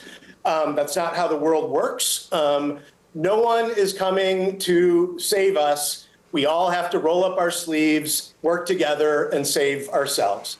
So let's please do that on Election Day. And thank you very much from the team of the boys. Thank you, everybody. Thanks for being here. Thank you so much. Yeah, thank you guys for having me. And thank you, Lynda, for showing us what an OG superhero. You're wonderful. Really like. Do it. If only you were at VOD today. Okay, so now I get to introduce a very special message from Supernatural cast member, but also cast member of a million things, including Buffy and a million other things, Felicia Day. And then after that, we will be Supernatural. We'll be sitting on this very couch. So please stay tuned. Hello, everybody. My name is Felicia Day, and I am so sad not to be able to be there live for this incredible event supporting Kamala Harris for president. I'm in New York doing a play, and I'm actually going to be on stage the whole time during this live event, so I'm going to have to send my regrets, but I will also send my encouragement for all of you to get out and vote. Vote, vote, vote. It is so important to make a statement in this country that the division, the hostility, the demonization of citizens against citizens in this country is not okay. We have a very vocal minority of people, in my opinion, who are trying to take rights away from their fellow citizens just because of their own opinions. And that's not how government works. And the wonderful thing is we can use democracy to change that tone, change the kind of policy we have to take care of people who need help, to take care of children, the environment, and protect women and their reproductive rights, all right? So I think at the end of the day, we all just want the freedom to be who we are in this country and in this world. And we can't let other people legislate to take our rights away. So again, I'm so sorry not to be able to be there for this discussion, but Eric Kripke and many other wonderful members of the cast of Supernatural will be there right after this. So happy to introduce them, and please get out and vote and tell your friends to vote. Peace out, bitches. Get out and vote, bitches.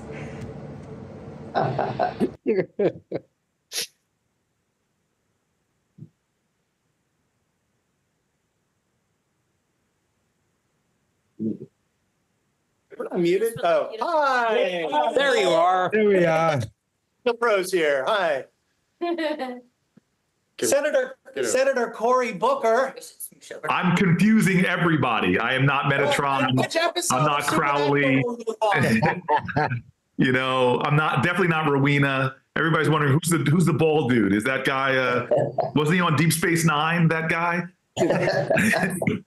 What's up, Cory? What is up? Well, thank you everybody for joining this Zoom, and thank you everybody who's watching right now. Thank you for the folks that are coming on later. I see Rachel Miner was on Supernatural. She's doing another panel later. And thank you, Felicia, for the introduction here. We're all here because we care about the country, we care about the world, and we were all a part of a show that kind of inspired people with characters that did the heroic thing time and time again. And so it feels quite fitting that we're here representing for Heroes for Harris and Geeks for Harris. And I wanted to maybe ask everybody, and maybe Senator Booker, you could start us off, just to say one thing about why it is that we're each supporting Harris Walz ticket. I know we could all list a million things, but just one thing. Well, first of all, I'm blown away. This show sustained me through some really tough times when I was coming up as Newark's mayor, and I've rewatched the series multiple times. And you all on this Zoom are following in this extraordinary tradition in America, from the suffrage movement to the civil rights movement, where artists understood that they were patriots, and they helped to inspire the moral imagination of a nation, call to the conscience of a country. And I'm just so grateful to be on with fictional heroes of mine who, in their real life daily commitment to this country, are actual heroes of mine. And it means so much. And so I'm here really because of what shows like this has done for me, to have a boldly hopeful view of what's possible in this world, that kindness can triumph over meanness, that light workers can triumph over the dark, that we can actually create community across racial and religious and spiritual lines. And I have that kind of hope for tomorrow. And it's one of the reasons why a person who's a dear friend of mine, who I served with for many years in the Senate, Kamala Harris, has my dedication to seeing her elected. I think it's really a cause of our country. Curtis, you want to jump in? Well, I mean, I just have been, when it comes to Donald Trump right now, he's talking more and more, and the more he talks, the harder it gets to nail down what the biggest problem we're fighting is. And for me, if I have to pick one thing, it's reproductive rights, which was an issue that I became involved in the 1980s when I was in Los Angeles working with the Feminist Majority Foundation, the Clinic Defense Alliance specifically. And it's an issue that I'm still deeply concerned about and involved in, and is probably my number one concern right now, among many. Shepard? Hey there. First of all, Senator Booker, I'm a huge fan of yours. I truly appreciate your work. Look, I'm an immigrant. I came here. I swore an oath to uphold the Constitution of this country in front of Barack Obama, who informed me something that was rather wonderful. He said, "We've given you all these rights. What about your responsibilities?" And that's what struck me. The greatest country in the world, led by two of the greatest documents ever written in history.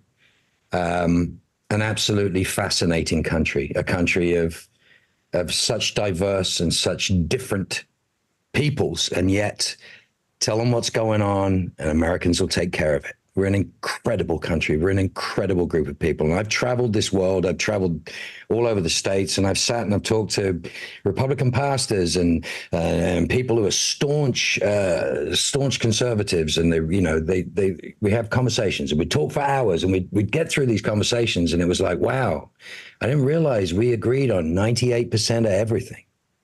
We just argue about the implementation. Not this time, not now. This has changed. This game has changed. So those of you, I mean, I'm an American. I'm a proud American. I will fight for your right to vote differently than I will. That's just the way it is. That's the rules, and those are the rules. I believe it. But informed opinion. Look, see, find out why. What makes sense to you? We don't vote anymore at grassroots level. We don't take care of each other because we've been polarized into this idea that there's two people and that's all that matters. One person on the left and one person on the right. And I'm either a fan of this and I'm a fan of that, whatever. The truth of the matter is when we come together, we fix things. We make things great. We make things incredible. This country is the greatest country in the world, whether I like it or not, whether I want to admit it or not. And together we can do anything. I don't see a way forward with the current Republican Party. That's just my opinion. If you differ in that opinion from me, I look forward to your informed opinion. But in the meantime, it is vital that we vote. One of the biggest lies we've ever been told is that our vote doesn't count. To have kids that I know and people that I know believing that the vote is unimportant, the trickery, the cheating, the lying that goes on to dispossess and disenfranchise us from our say in our government is appalling. It's undemocratic and it's un-American. And lastly, because I do talk a lot, I'll try not to continue too long. The word freedom means something to me. It's not the meaning that it's suddenly become, which is the freedom to say, get the F off my lawn. Freedom means something. Freedom is a way. I am gonna interrupt you because we have to share with folks some things that they can do to actually maintain this freedom and get activated here. Register to vote, get involved in everything that's local, look and see and find the best person for the job. For me, it's Harris Walz. Yes, absolutely.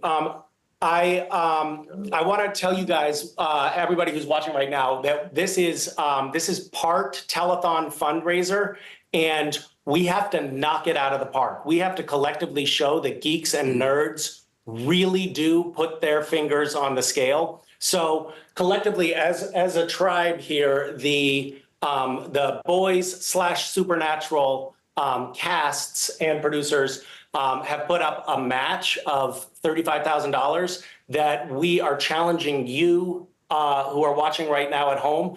Presumably, you're all geeks and nerds too, so we're in this together.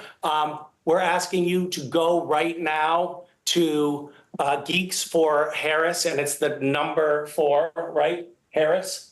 What is the link that we're going to? geeksforharris.org and click on the Take Action tab and then navigate to donate. And if you've already made a donation, because this has been running for a little while, go do it again. Make another donation. You can make as many donations as you want. We're the Earth heroes, so donate on that side so that we come out ahead. Misha, I'm in both. I hate to tell you, I'm on both bets. Space can suck it. Hey, hold on. I was in Battlestar. Give me a break. No, we're going to crush space. Earth is no! That's half my work gone. Do you want to talk about pledging to vote? Oh yeah. It's there's a checklist of to-dos that to get you involved, things that you can kind of check off to make sure that you are doing everything you can to stay involved. One of those things on the checklist is to make sure that you are you're registered to vote. Because even if you think that you're not registered to vote, oh my God, You're not a candidate. even if you think that you are, you may not be. If you moved, there's a lot of things that happen that we're not entirely sure of. Just go one more time. Make sure you're registered to vote wherever it is that you are. There's another thing on that list. Anybody want to? Kim, you were. Kim, do you want to talk about this? Oh, Kim is the kind of person that needs a plan. I have lots of really fun ideas, and then when it comes time to do them, I panic and startle easily. And so I suggest that you know where your polling place is if you want to vote in person, that you know when your ballot is due if you want to vote by mail, that you know where, how, and look at the entire ballot. Look at all of this because it all matters. Every single bit of this matters. So make a plan. A lot of times people will ask us like, what? Yep. Guys, I'm going to be the cameraman. Hold on for just one second. Thank you. Thanks. Yeah. Okay, there we go. What is it that we can do? And one thing that you can do is make sure that you donate, make sure that you check your registration status. Actually, I put together a little whiteboard here. If you text me at that number, can you see it, people? Can you see it? If you text me at that number, just the word vote, you'll automatically be taken to a page that will check your voter registration status. And that is a very important step. So please do that. I will also say on top of what Kim was saying, come up with a plan. What Lynn was saying, check your voter registration, but then share this information with your family and friends. Check in with other people. Make sure that other people know this information. Tell your friends. Make it a point to tell 3 other people, family and or friends, neighbors, whomever. Tell them to check their registration. Tell them to come up with a voting plan, because what helps is the energy of organizing. The knocking on doors counts tremendously. The picking up a phone call to a family or friend helps tremendously. Keep the energy, keep the information, share it, keep it going, and let's move as a movement. And with that, I'd like to sing a song. Sorry. All together now. That's actually not a microphone. Jensen, why is it that you're here? Eric said there would be free tequila, so I should. No, I'm here. Listen, there's a variety of reasons. There's a long list of reasons. I think Mark went through all of them. But for me, I have 2 young daughters and I have a young son, and it's the message to them that is the most important to me right now. And when you look at the 2 candidates, there really isn't. There's just no question of who I want to be on the right side of history with. But for my kids. So. And Jim, Marine veteran. Yeah, I'd like to speak to all of you out there who are veterans or families of veterans, my fellow Marines, airmen, sailors, soldiers, Coast Guardies. When I signed up, just as when you signed up, we took an oath to protect, preserve, and defend the Constitution of the United States against all enemies, foreign and domestic. In this country, we've done a really good job over the last 250 years of protecting the Constitution from foreign enemies, but we have to be just as vigilant about domestic enemies. I am here because I truly believe that the Harris Walz Democratic platform and position is the only source of protection for this Constitution. The people on the other side have made no secret that they plan to alter, to change, to even eliminate the Constitution. And that's not what I signed up for. So I call on all veterans and all their families to support the Constitution and to do so by voting blue and getting out the blue vote. Yeah. Ruth and Rob, Jim made a sacrifice by serving his country. You've made a sacrifice by getting up at 3 o'clock in the morning in Scotland right now. Thank you for being with us. What would you like to say? Well, I grew up in Scotland, but I became an American last year, became a citizen. And I can't believe that it's taken America this long to get a woman in charge. I grew up under Maggie Thatcher. We never had a problem with a woman in charge, and I'm all for women in charge. So come on. I just piggyback on what everyone has said. You know, when Biden so unselfishly bowed out of the race, and Kamala, he said he did so because he put country first above himself. And Kamala follows in those footsteps. I want to be with someone who puts our country first, not themselves first. So I'm so happy to be here. So please, everybody, get out and vote. All right, everyone. That's it for The Boys and Supernatural. Thank you, everyone. Thank you, Senator Isn't Booker. Jensen going to sing Eye of the Tiger? I thought he was going to sing Eye of the Tiger. Come on. Put up, Senator. Come on. Eye of the Tiger is the thrill of the fight. Guess the bottle is a microphone. Yeah. So that's what it's like to hang out with Jensen. Anyway, thank you, everyone. Donate. Go to Geeks and Nerds. Donate. Please give now. Right now. Donate now. Right now. For Earth Heroes. And thank you so much. And let's get to work. let's get Harris and Walz elected. And thank you very much. Thank you all. Thank you. Hey everybody, this is Derek from Torrance. I'm a pinball geek for Harris.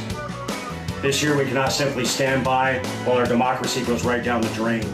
We've got to get engaged, stay active, get hands-on, and do a little nudging to affect the outcome of this election. Together, we can slam tilt Trump and hand Harris Walz a jackpot victory in November. Thank you. Hey everybody, this is Derek from Torrance. Well, we heard a lot from our fictional heroes, but your activism, your vote, and your donations can make us all actual heroes in this quest. As Misha said, this is the opportunity for Geeks and Nerds to get our voices out there. And as you just heard from him, to sweeten the deal, Misha and the boys in Supernatural are matching up to $35K of your donations for Earth Heroes. So just do it now. Go to geeksforharris.org and donate now. Lindy, how are we doing on totals? I am so excited to say that Earth Heroes is up to $27,000, guys. Wasim, what are you going to do? Well, so space is only at 95K, and listen, I can't have that. This has gotten personal for me. So we're going to do the same thing for Space Explorers. If you donate in this next segment, my wife and I will personally match up to $100,000 that you donate. So go smash that donate button. Let's get the Space Explorers back in the lead. Thank you. And I just want to say thank you to the cast of The Boys for offering the match Earth Heroes. We deeply appreciate you. And we have to do everything we can to step up. We only have 43 days left until the election. Trump and his cronies are going to spend billions of dollars burying our positive message. So please do whatever you can. And we're throwing it to the next segment. Thank you so much, guys. Hello, everyone. I'm honored to join Lynda Carter and so many friends on the Geeks and Nerds for Harris Walz call. Star Trek fans and all of our collective fandoms are a passionate bunch. Indeed, if not for our fans, Star Trek might have been canceled after just 2 seasons. A Save Star Trek campaign flooded NBC with thousands of letters and phone calls, urging them not to cancel us. Thanks to that, we were extended for another season. Who knows where we would be today without that passionate activism? Star Trek challenges us to dream of a better future, where freedom and progress flourish. And we know that America cannot afford another Trump presidency. So it's time for our fans to step up again, to vote blue up and down the ballot, and to volunteer to write letters and postcards to voters. In this next segment, you'll learn how to write effective letters to voters, urging them to vote for Kamala Harris and Tim Walz. Thank you so much for joining this important call, and may we all live long and prosper. Oh my. Hi, everyone. Hi, I am so excited to join you tonight. My name is Nia Benthall. I use she, her pronouns, and I'm the director of mobilization at Vote Forward, an organization that is working this election cycle to write 10 million letters to encourage citizens in underrepresented communities to vote. It's super easy to get started.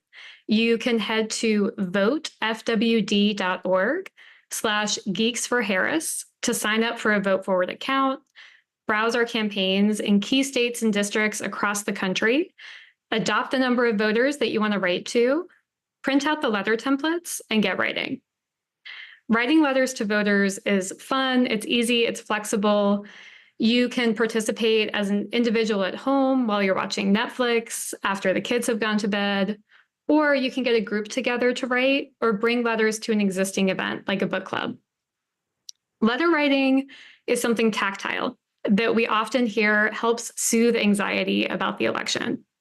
You can get creative decorating your letters, and it's a nice constructive break from the doom scrolling. We often get the question, how do you know that these letters are actually working? And it's an important question because if you're spending your time and your energy and your money trying to reach voters, you deserve to know about the impact of your efforts. And that's why we've committed to testing our programs through randomized control trials, or RCTs, which are the gold standard in impact research. We think it's really important to test repeatedly in lots of different elections with different voters in different places to really understand our impact. In over 20 studies of our impact on voter turnout that we've conducted and shared, our analysis has shown that letters have a positive impact nearly every time. We're super proud of this track record, and we're committed to keep doing this kind of impact research into the future. For my fellow nerds on the call, I want to be more specific about what we mean by impact to make sure that we're being serious and rigorous. Almost every single one of our letter writing campaigns is also a letter writing experiment. We design them, we analyze those experimental results, and share them transparently with our volunteers and other organizations in the movement, whether they are good, bad, or ugly. And when we say our results are positive, we aren't just talking about a positive correlation between our programmatic goals and our results. Because we test our work with these randomized control trials, we can measure the impact we literally caused through writing letters. And whether our campaigns ultimately drive hundreds of votes, thousands of votes, or as we estimated in 2020, over 100,000 votes, we can feel very confident that those numbers are accurate.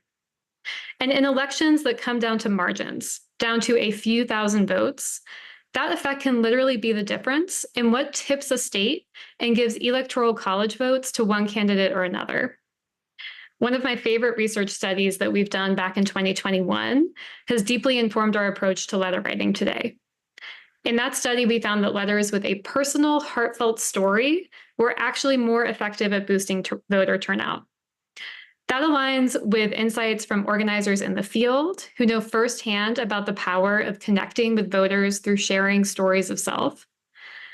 Based on that original study, we've developed extensive guidance and trainings to help all letter writers craft their own authentic, compelling, personal stories for their vote forward letters. We often hear, why letters rather than postcards? And to be clear, if you are organizing, you're making a difference.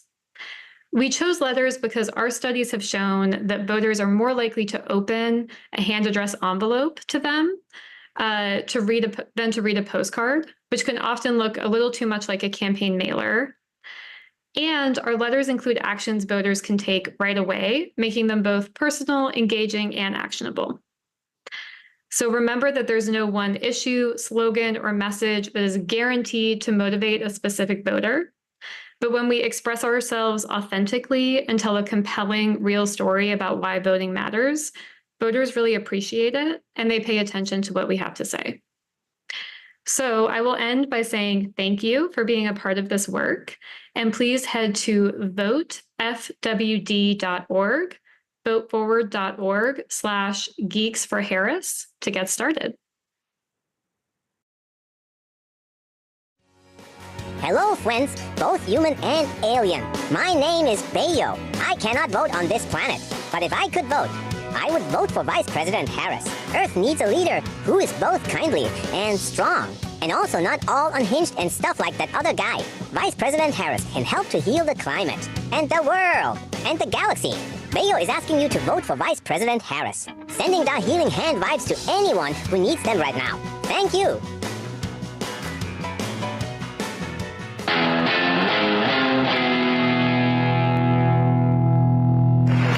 Thank you very much. They actually told me you could speak for an hour and a half. So 30 minutes. He didn't like the way I looked, I guess. No one does. 1.3 million workers have become unemployed in the past 12 months. I don't know if anybody knows. I that. had 23 million American workers become unemployed. Meaning 65% of households are locked out of buying just an ordinary house. Gasoline prices, grocery prices, electricity prices, mortgage rates, Grandpa, everything else are up. Grandpa, this is the bus stop. Put that back in your pants. 100%. The real incomes from Hispanic men are down 6.6% or 3,000. Wow, he can read off a prompter after all. African Americans. I think this prompter is the first time he's ever been monogamous with anything. This total economic catastrophe. The borders are Kamala Harris. He's talking about Rudy Giuliani's bank account. To be reelected. She wants it's like an arsonist came back to heckle the fire department cleaning up. And she will try and get those things if she's elected, and she may very well succeed in getting. And being elected, yes, we're aware of that. Her values haven't changed. That's what she wants. So, Doctor, Grandpa's been like this for days now. Please help us. Communism is the past. Freedom is the future. And it is time to send Her speeches are written by Dalton Trumbo. I mean, come on, people. California. Fleeing is the number one occupation. Fling is the number one occupation? Yeah, what is fling? Is that like fling? I'd have some fling as an occupation. With illegal aliens pouring in from countries. Yeah, almost got it out. Good job. The world. They came in from countries that nobody heard the name of that country. Those and I'm hiring them all. From their he needs some new material. But they're working very hard, despite being here, that I not be your president. They don't like me. Balls I can stand. I can't stand no more. Elon Musk. Oh, Leon. His complete and total endorsement. That's nice. Like a fellow racist nepo baby. He knows what he's doing. When it comes to being creepy about Taylor Swift. Very honored to have been endorsed last week. This is the worst one-person show I've ever seen. Robert F. Kennedy Jr. That was a great endorsement, and he's very much. It was a huge news in the world of psychosis. It's great that literal pet eaters are crossing over to support Trump. I know the smartest, the best people. We have the best people. We have people that's what you said about all the people you fired, wasn't it? And now I've got to go have Kamala Harris wipe the floor with me in a debate and leave an orange greasy trail on the stage floor.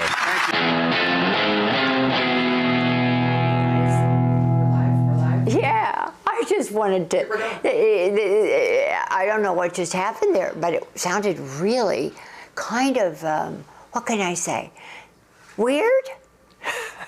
I just want to celebrate the woman who made this whole Zoom call movement possible, you know, to win with Black women founder Takei. Her friend and colleague, Holly Holiday, is joining us tonight because Takei couldn't be with us. So, Holly, thank you so much for your leadership. And I know that Takei is one of your great, great friends. And I thank you so much for your leadership and being with us tonight. Thank you so much for being here at the last minute.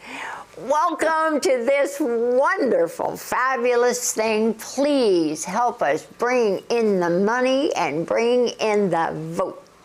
Yeah, well, listen, we're definitely here to bring in the money, and you're right. I have been Zooming all night. This is just what Takei and I do. Takei, that's what I meant. I meant of course. I missed it. I blew that one time. I totally blew that. Will you forgive me, and will she forgive me? I blew it 1,000%. I'm so sorry. Listen.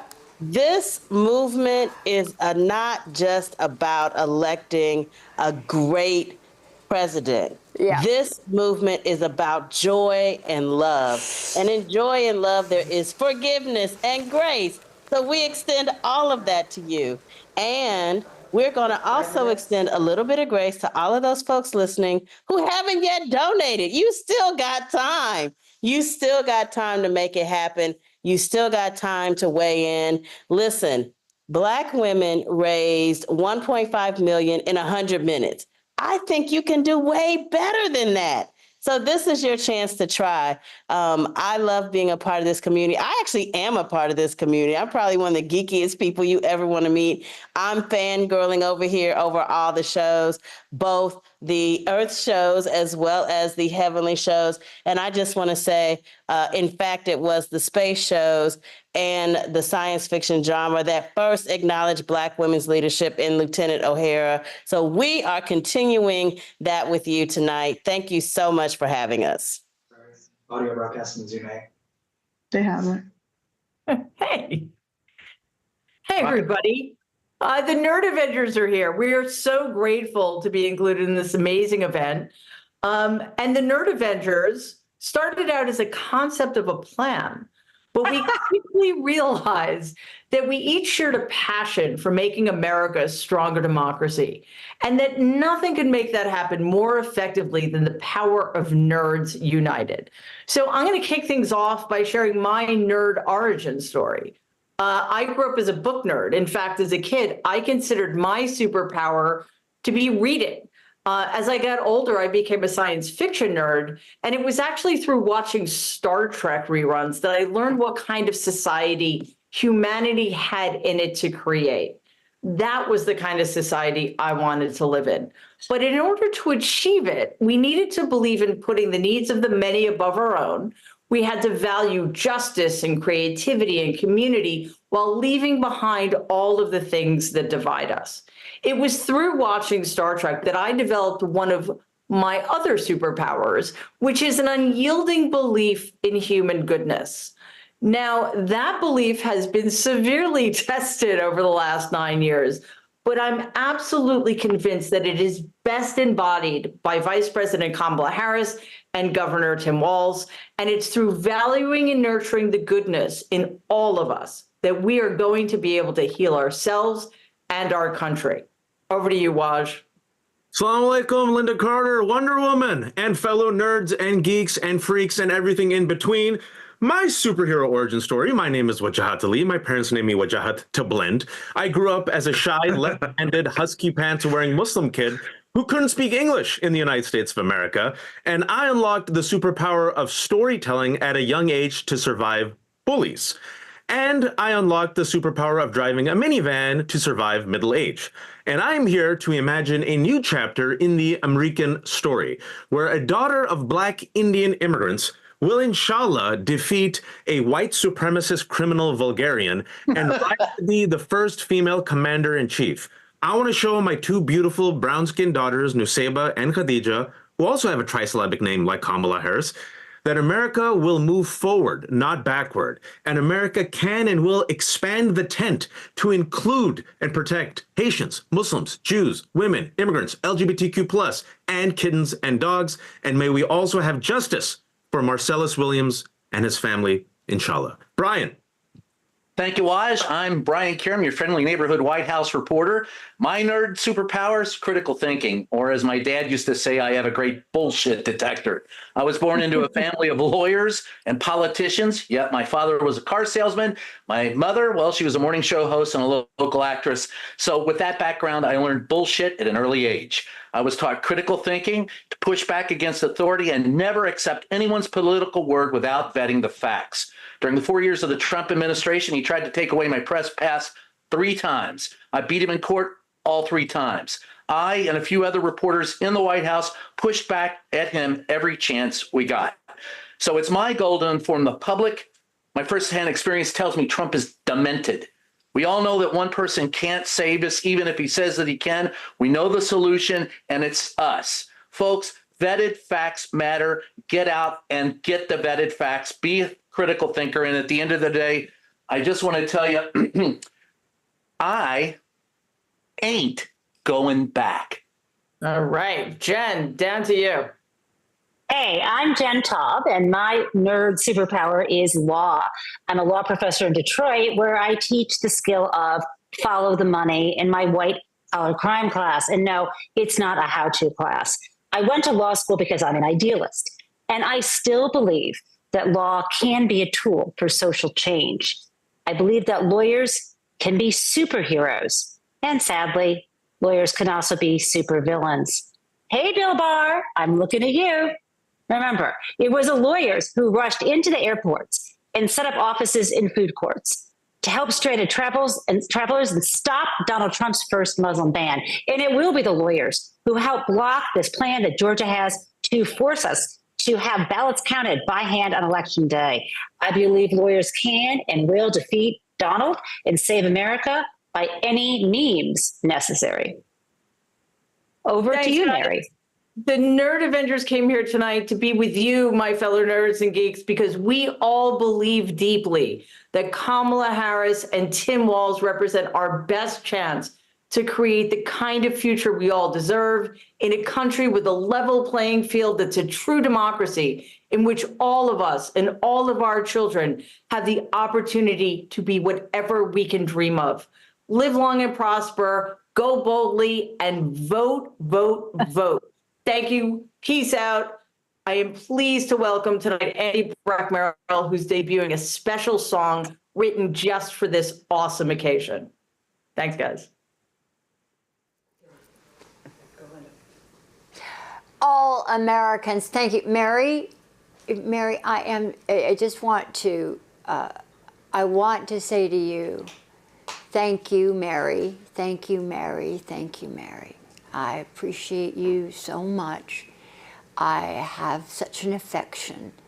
And thank you for that great run up to this beautiful music. But I want to thank you from the bottom of my heart for your voice. You have been in my heart and in my mind for a very long time. Thank you. Thank you very, very much. And here we go. Here we go. This, is this my turn to say this? Oh, okay. Sorry. All of America. Oh, I'm so too excited that I got to see Mary. All Americans are such good people, and so many have been fooled by the gold leaf. You know, Americans are solid gold, and we have to look at the facts. We need justice, not alternative facts. When Kamala says do something, it's like what you're doing right now, tuning in here, right here with us, to learn how you can get out there for good. You know, it is that. It is you. It is being outside of, it's outside here, and it's being in the street, and it's talking to people, and it's getting to vote, and it's listening, taking your precious time to do what you're doing right now. We need your money. We need your money, and we need your vote. So this next performer knows a thing or two about variety shows. You may remember him fondly from the Brack Show. Please give a warm welcome to the iconic, the super duper, the amazing and fabulous, iconic,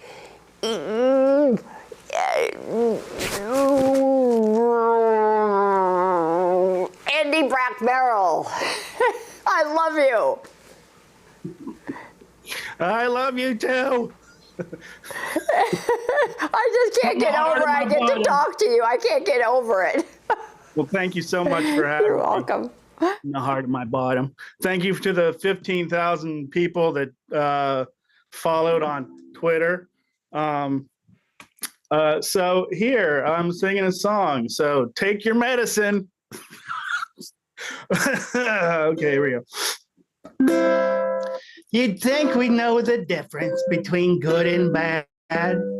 Too many are willingly bamboozled, and it's sad. Do I want my favorite toy or a bag of broken glass? Some will choose the glass because of the chokehold on there. But so we gotta choose joy and not hate. If we made that choice together, it'd be great. Let's stand up and get the let out to control our fate. We gotta choose joy and not hate. Gotta choose joy and not hate. Let's all support each other. It's never ever shady. Be you trusted family member or a childless cat lady. We must show up in droves and vote like hell. We need to defeat the crappy old man with the diaper smell. So we gotta choose joy and not hate. If we made that choice together, it'd be great. Let's get out there and canvas, do it state by state. Cause we gotta choose joy and not hate. We gotta choose joy and not hate. Now I'm not gonna vote like any other sucker because we can never go back to that crazy former president. Instead of voting for all the chaos and him, let's all get out and vote for Kamala and Tim. So we gotta choose joy and not hate. If we make that choice together, it'd be great. We've got now until November 5th, it's not too late.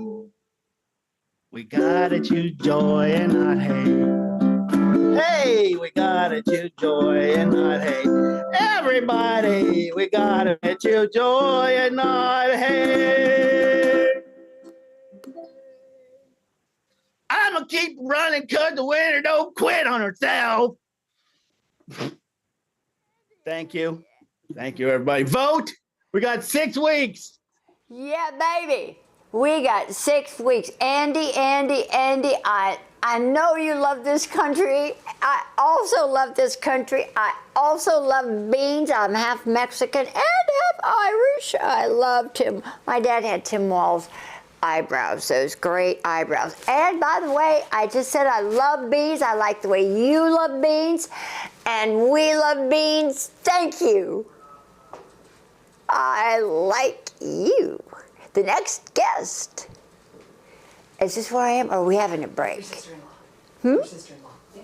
Oh, this. Mine. Oh, this is very important. Next guest has taught me everything I know about Social Security. Because I'm of an age, don't you know? She happens to be my sister-in-law, and she is one smart cookie. Please welcome Social Security expert Nancy Altman with special guest Senator Tammy Duckworth and activist Rachel Miner. Welcome, welcome, welcome. What do you have to say about Social Security? Lynda, thank you so much for that wonderful introduction. You are truly a Wonder Woman having us set all of this up. We are going to win this. Social Security is the nation's most important source of retirement income. What many Americans don't know, though, is that it is also working families' most important and often only long-term disability insurance and life insurance. All of us hope to live long, healthy lives, but disability can hit anyone, anytime. If tragedy strikes, Social Security is there. Make no mistake, Social Security is on the ballot this November.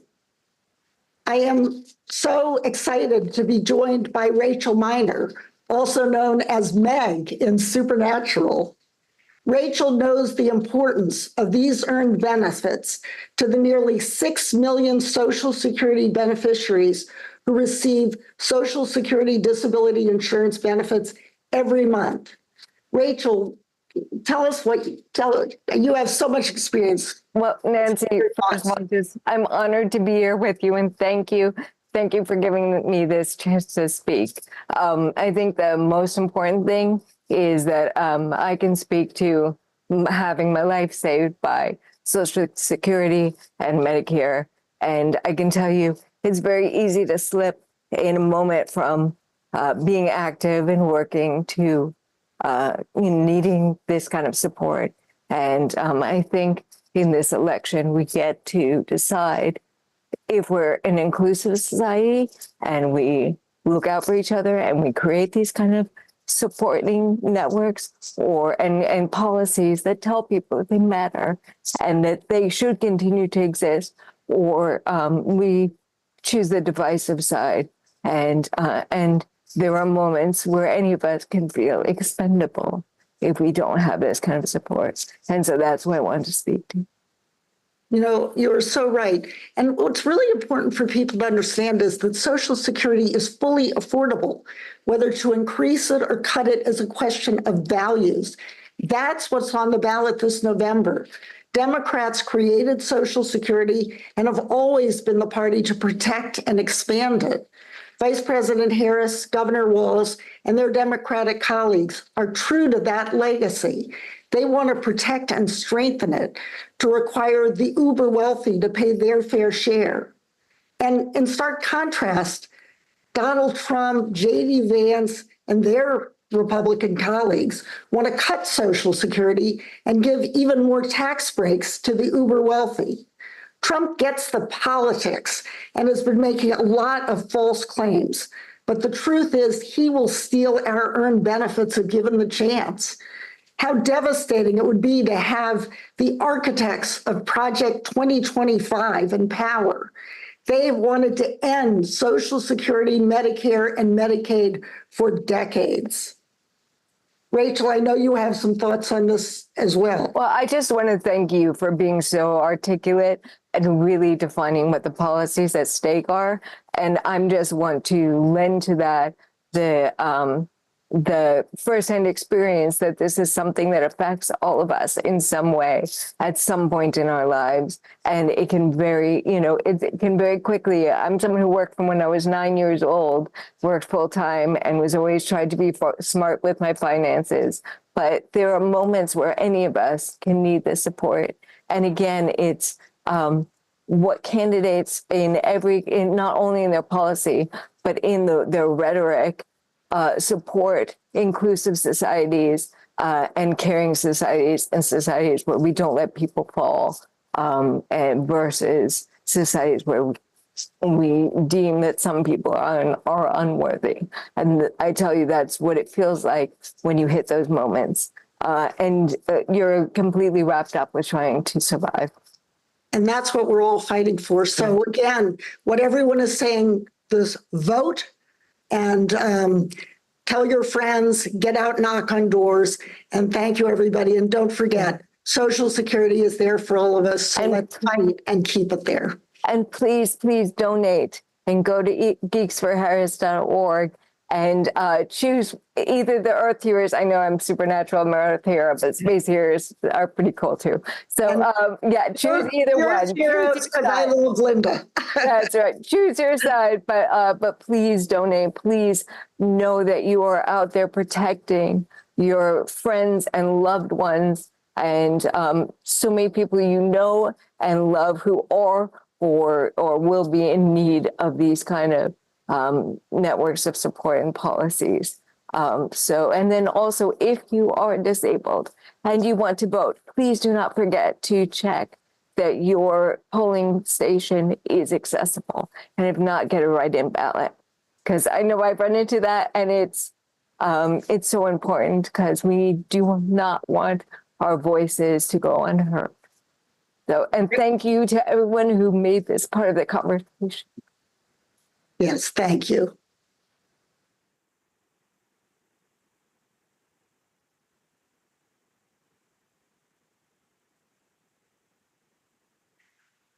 Well, Space Explorers, we're back in the lead, but it's close. Together, we've raised about $500,000. Can we make it $1 million? I don't know, Lindy, how's your team looking?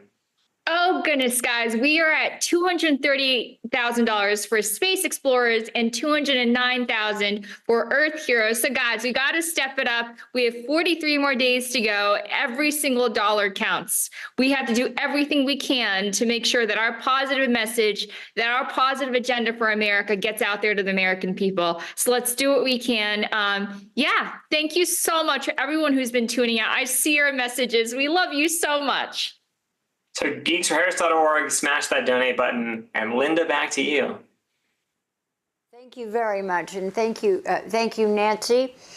I always find how you explain Social Security very, very compelling. We need you. We need Social Security. You know, I mean, what are they talking about? getting rid of Medicare and Social Security. And trust me, they mean to do it.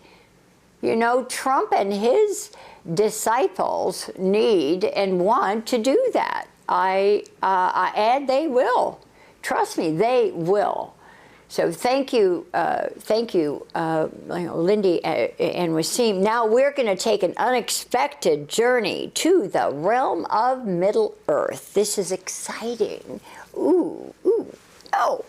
Whether you are the most powerful wizard in the land or a simple hobbit, these next two guests have an important message for you.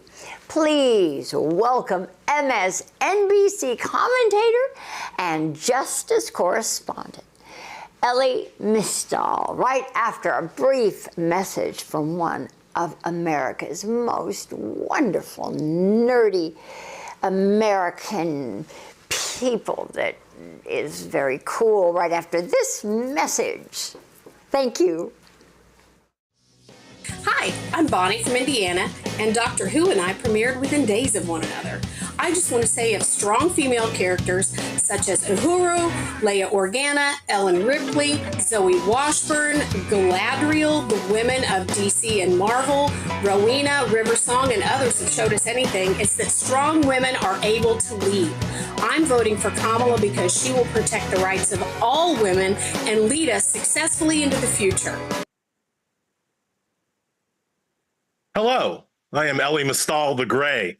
I'm the justice correspondent for The Nation, and I represent here Earth's heroes for donations, and I represent all the free peoples of this good Earth. I speak for those who want their rights and their decisions on what to do with their own bodies to be governed by just laws and their own good conscience. Unfortunately, our lands today are ruled not by the people, but by a captured and corrupted, bizarro version of the Council of Elrond that we call the Supreme Court. Like the storybooks, this Supreme Council consists of people chosen by the powerful, not elected by the people. But unlike the stories, these lords act solely to advance a dread and brutal vision. They include, of course, the mouth of Sauron, Samuel Alito, the white hand of extremism, Clarence Thomas, and the avatar of stupidity and foolishness, Brett Kavanaugh. The rule of these men and their handmaiden, Amy Coney Barrett, covers the land in darkness, one that would see the burning, biting, and breaking of the environment, the rescission of individual rights for all those who do not conform to the gender and sexual norms imposed upon them, and, of course, their bloodthirsty and treacherous defense of their precious, the Second Amendment. The very idea of a pluralistic democracy stands on the edge of a knife. If we stray but a little and give these people more judges and justices, it will fail to the ruin of all. Yet, hope remains while our candidates remain true. Kamala Harris and Tim Walz have embraced Supreme Court reform, and with it, the hope that we will live to see these days renewed. And so I ask you to support their fellowship. Support them with your coin so they can reform the court and, more importantly, be joined by the strength of armies and armies of lawyers, actually, because lawyers are going to be extremely necessary to defend these election results from the enemy worm tongues that have already taken over the towers of democracy, the state boards of election. And with that, it is my honor and pleasure to introduce Sean Astin. Sean the Brave has been fighting in the deep red lands of Indiana, and he's been on an epic Astin for Harris quest across these lands. And by the way, he's 5'0" nothing, 100 and nothing, and he's been hanging in there against the best Republican opposition. Sorry, wrong movie, but you take my point. Sean returns to us now at the turning of the tide.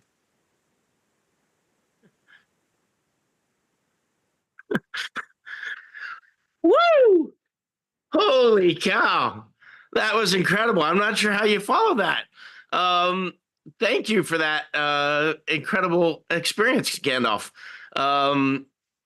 Lynda, thank you so much for having me. You are, as always, a vision and such an extraordinary human being. Your beauty, your strength, your intellect, your passion, your drive, you're just, you are Wonder Woman. Except I also know another Wonder Woman from that era, my mother.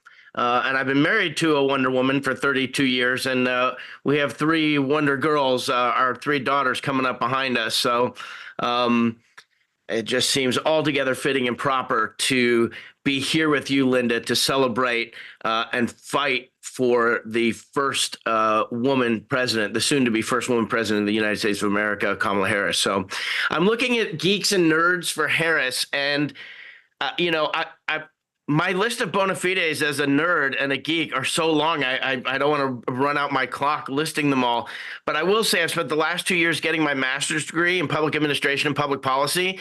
And so you could find me any time of the day and night with papers and books and strewn around and finding nooks and crannies to go to airports to take tests in. So pretty nerdy.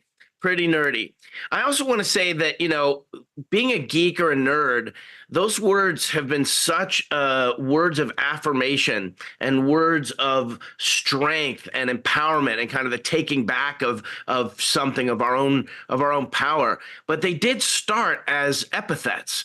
They did start as real negative bullying words. And in this country for the last 9 years, we've been getting bullied. We've been getting bullied by Donald Trump and the Trump movement and the MAGA movement. And, you know, Biden Harris stood up to them in 2020 and beat them, beat the bullies back. Well, they're like a fungus. They've come back to us again now. And what they're bullying as much as anything is our system of government, our way of being. The nature of order in our society. I will never forget the image of our sacred Capitol torn asunder with smoke and banners and anger and screaming and crying and fighting and a dead police officer and a dead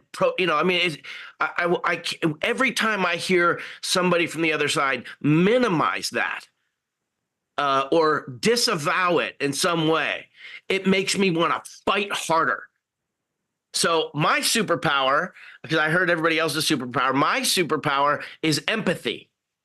I don't know if it's because my parents were divorced or because my mother suffered from a bipolar mood condition, but I somehow was given the gift of being able to feel my own heart and feel other people's hearts. So let me just speak in my last moments here to this idea of the hero's journey.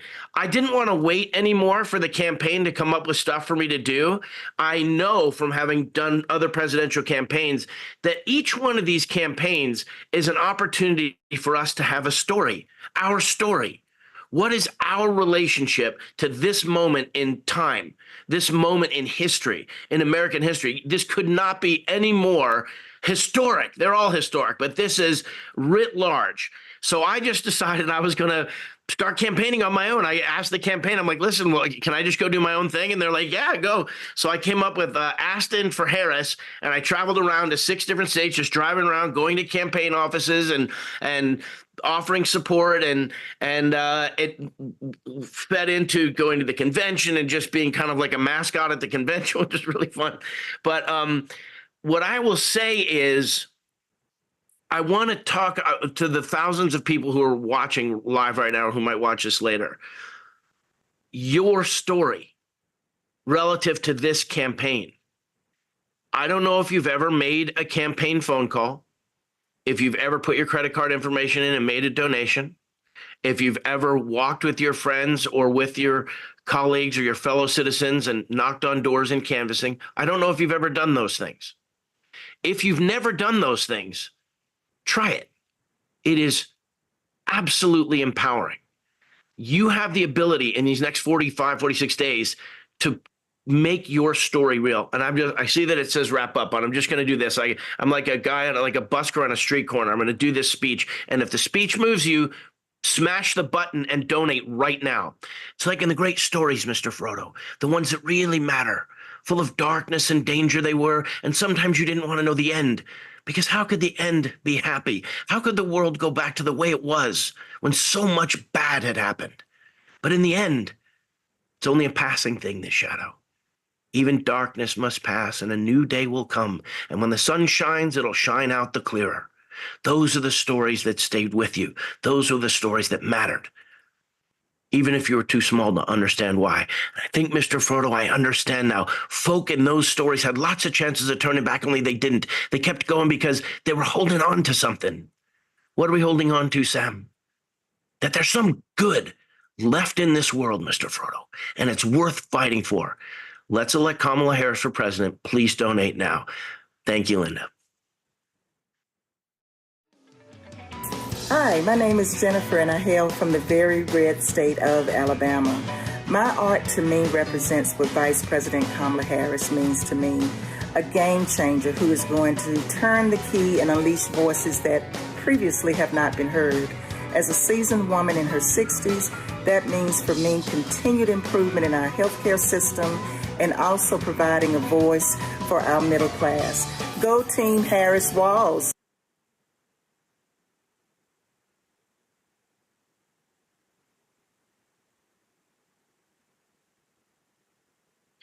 We just heard from the heroes of Middle Earth, and Earth heroes were still behind. Now is the time. Let's donate, donate, donate. Step up. We have 43 more days. Let's crank it out. Wasim? I don't know. The Space Explorers is a strong contingent. I'm curious to see what you guys got. Let's take a look at our next segment.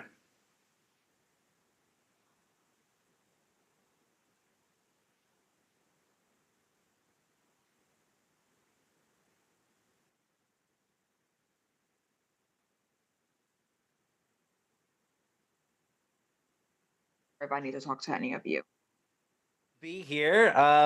My name is Dr. Paul Booth, and I'm a professor of media and popular culture at DePaul University. And for over 20 years, I've been studying the impact of fandom and fan cultures on audiences, on culture, on media, and on politics. What I've come to understand is that fandom isn't just about enjoying a book, a band, a TV show, or even a 2,000-year-old Time Lord. It's about connection, and no fandom has exemplified that more than the Doctor Who fandom.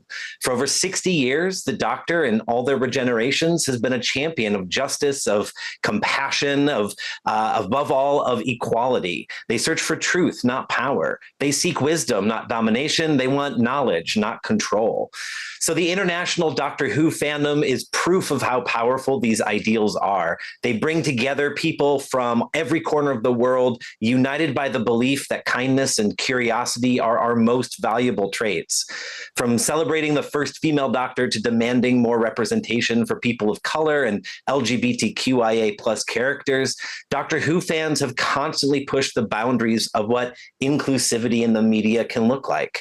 So now more than ever, we need that unity. Around the world, even in our own country, many communities are still fighting for basic rights. But fandoms, your fandom, can show that we can rise above exclusion, and we can instead foster inclusivity. We need to use the power of our voices to shape the story of our real world. I've been studying fans for 20 years, and I can tell us that fandom teaches us that each of us matters, that no voice is too small. And I say to you today, your voice, use it. When your voice is together, when it's united, it's unstoppable. Just like the Doctor from Doctor Who has rallied people across time and space to fight injustice, we must rally together now. You've already proven that fandom can bring about change, so let's use that power again. Let's vote. Vote not just for yourselves, but for each other. Vote for a world where equality isn't a distant ideal, but a reality. Vote for Kamala Harris. Vote for Tim Walz. Remember the Doctor's timeless words: never cruel nor cowardly, never give up, never give in. Let's carry that message into our world. Together, we can be the authors of our own story. Let's write a future that celebrates all of us. Thank you so much for inviting us here to talk about our fandom and about international fandom today. I'll turn it over to Kevin. Hello, Paul. Thank you so much. And hello, Geeks and Nerds for Harris. My name is Kevin Wu, and I'm a K-pop artist and also an actor. And first of all, I'm so proud and honored to be a part of this amazing campaign. So thank you again for having me. And for those of you who don't know me, I started out my career in South Korea in a K-pop boy band. Yeah, the boy band was called the U-Kiss, and you can also next see me in the upcoming movie called K-Pops, directed by and starring Anderson .Paak and Yvette Nicole Brown, who also is joining us today in this live stream. So shout out to Yvette if you're watching, sending you much love. And also, how many K-pop stands are in the building? Please let us know in the comments if you're a K-pop fan, and if you're a K-pop fan, who are you standing? Let me know. Before you guys start flooding the comment section, I want to tell everyone that K-pop has been a huge part of my life. The K-pop fandom is just so amazing, and you know, just there's so many K-pop fans all over the world, and your drive and your passion for your favorite artist is just mind-blowing. And I wanted to use my platform and encourage all the K-pop lovers and fans out there to use that same passion and drive to go out there to vote for Harris. And whether you live in the States or whether you live in abroad, make sure to spread the word to your community and on social media to go out there and vote. And especially if you live abroad, make sure to go get in your absentee ballot in as well. But yes, I'm seeing a lot of Blackpink. I'm seeing a lot of, I see U-Kiss. Thank you so much. Big Bang, Stray Kids, Twice, CM Blue, BTS. Oh my God. I'm a huge Blink. I'm a huge Engine, Bunny, and Stay, and the list goes on. But I see a lot of K-pop stands out there. It's getting me really pumped. But yeah, spread the word, and especially to the K-pop community. I feel like we are so powerful if we all unite. And yeah, it's such an honor to be a part of this. Thank you so much for having me. And up next, I want to introduce Martha McDevitt Pugh from Democrats Abroad. Take it away, Martha. Thank you. Great. Thank you so much, Kevin. Great to see you and Paul. I'm Martha McDevitt Pugh, the International Chair of Democrats Abroad, which is the Democratic State Party for the millions of U.S. citizens who live abroad in 190 countries. And I live in the Netherlands and I vote in California. Americans live abroad for so many reasons: work, family, to study abroad, or for love, the best reason in the world. And we vote in all 50 states.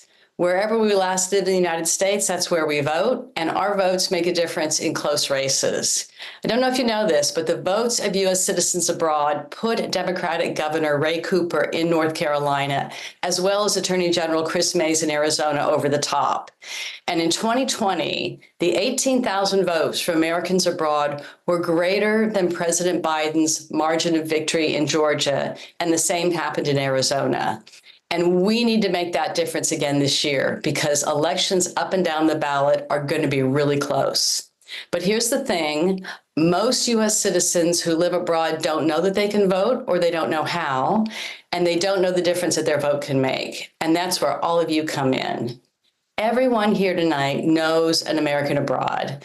So take a moment now and think about who you know who's living or studying abroad and the difference that their vote can make. There's two things you can do. If you're a U.S. citizen abroad, go right now to votefromabroad.org. That's votefromabroad.org, and request your ballot. It's super easy. And when you do that, ask for your ballot to be sent to you by email, and be sure to return it right away so it arrives in time to be counted. The second thing is tell your friends and family abroad about votefromabroad.org and ask them to request a ballot and vote. Democrats Abroad is here at every step of the way, and our experts on our help desk are available around the clock to make sure your questions are answered, no matter where you live and where you vote. Americans Abroad are the path to winning the White House, keeping the Senate, and winning back the House. So let's do this. Thank you. Hi, everybody. My name is Jacqueline Emerson, and I am Foxface from the Hunger Games. I personally love canvassing to vote, but I know that Foxface probably wouldn't. She's a little bit of an introvert. So I'm so stoked to be here with Matt Caffrey from Swing Left to chat about the Introvert's Guide to Canvassing. So, Matt, Most of us don't usually talk to strangers about politics. That can kind of be a little bit of a scary thing, and it can be outside of our comfort zone. So first off, does it really work? Yeah, talking to voters is the most effective thing you can do to help win elections. Consistently, door knocking, talking to voters on the phone is what campaigns tell us they need the most. And the data that we generate when we do that is also really essential to campaigns about who's a reliable voter or who needs more information, how people are leaning. Research actually shows that data is more reliable for campaigns than polling data. You'll also share literature, identify supporters up and down the ballot. And part of why we theorize Democrats did worse in down ballot races in 2020 was that we weren't able to canvass that year. So with 2024, the first presidential cycle with canvassing in 8 years, we think there's a shot to overperform the polls and build Democratic infrastructure up and down the ballot, not just to win this election, but future ones as well. And the voters that we're trying to reach right now, it varies over the course of the campaign, but generally we're talking to supporters or potential supporters who are infrequent voters. In 2020, 34% of eligible voters did not vote, which is crazy. 2020 was historic turnout, and yet a third of voters didn't vote.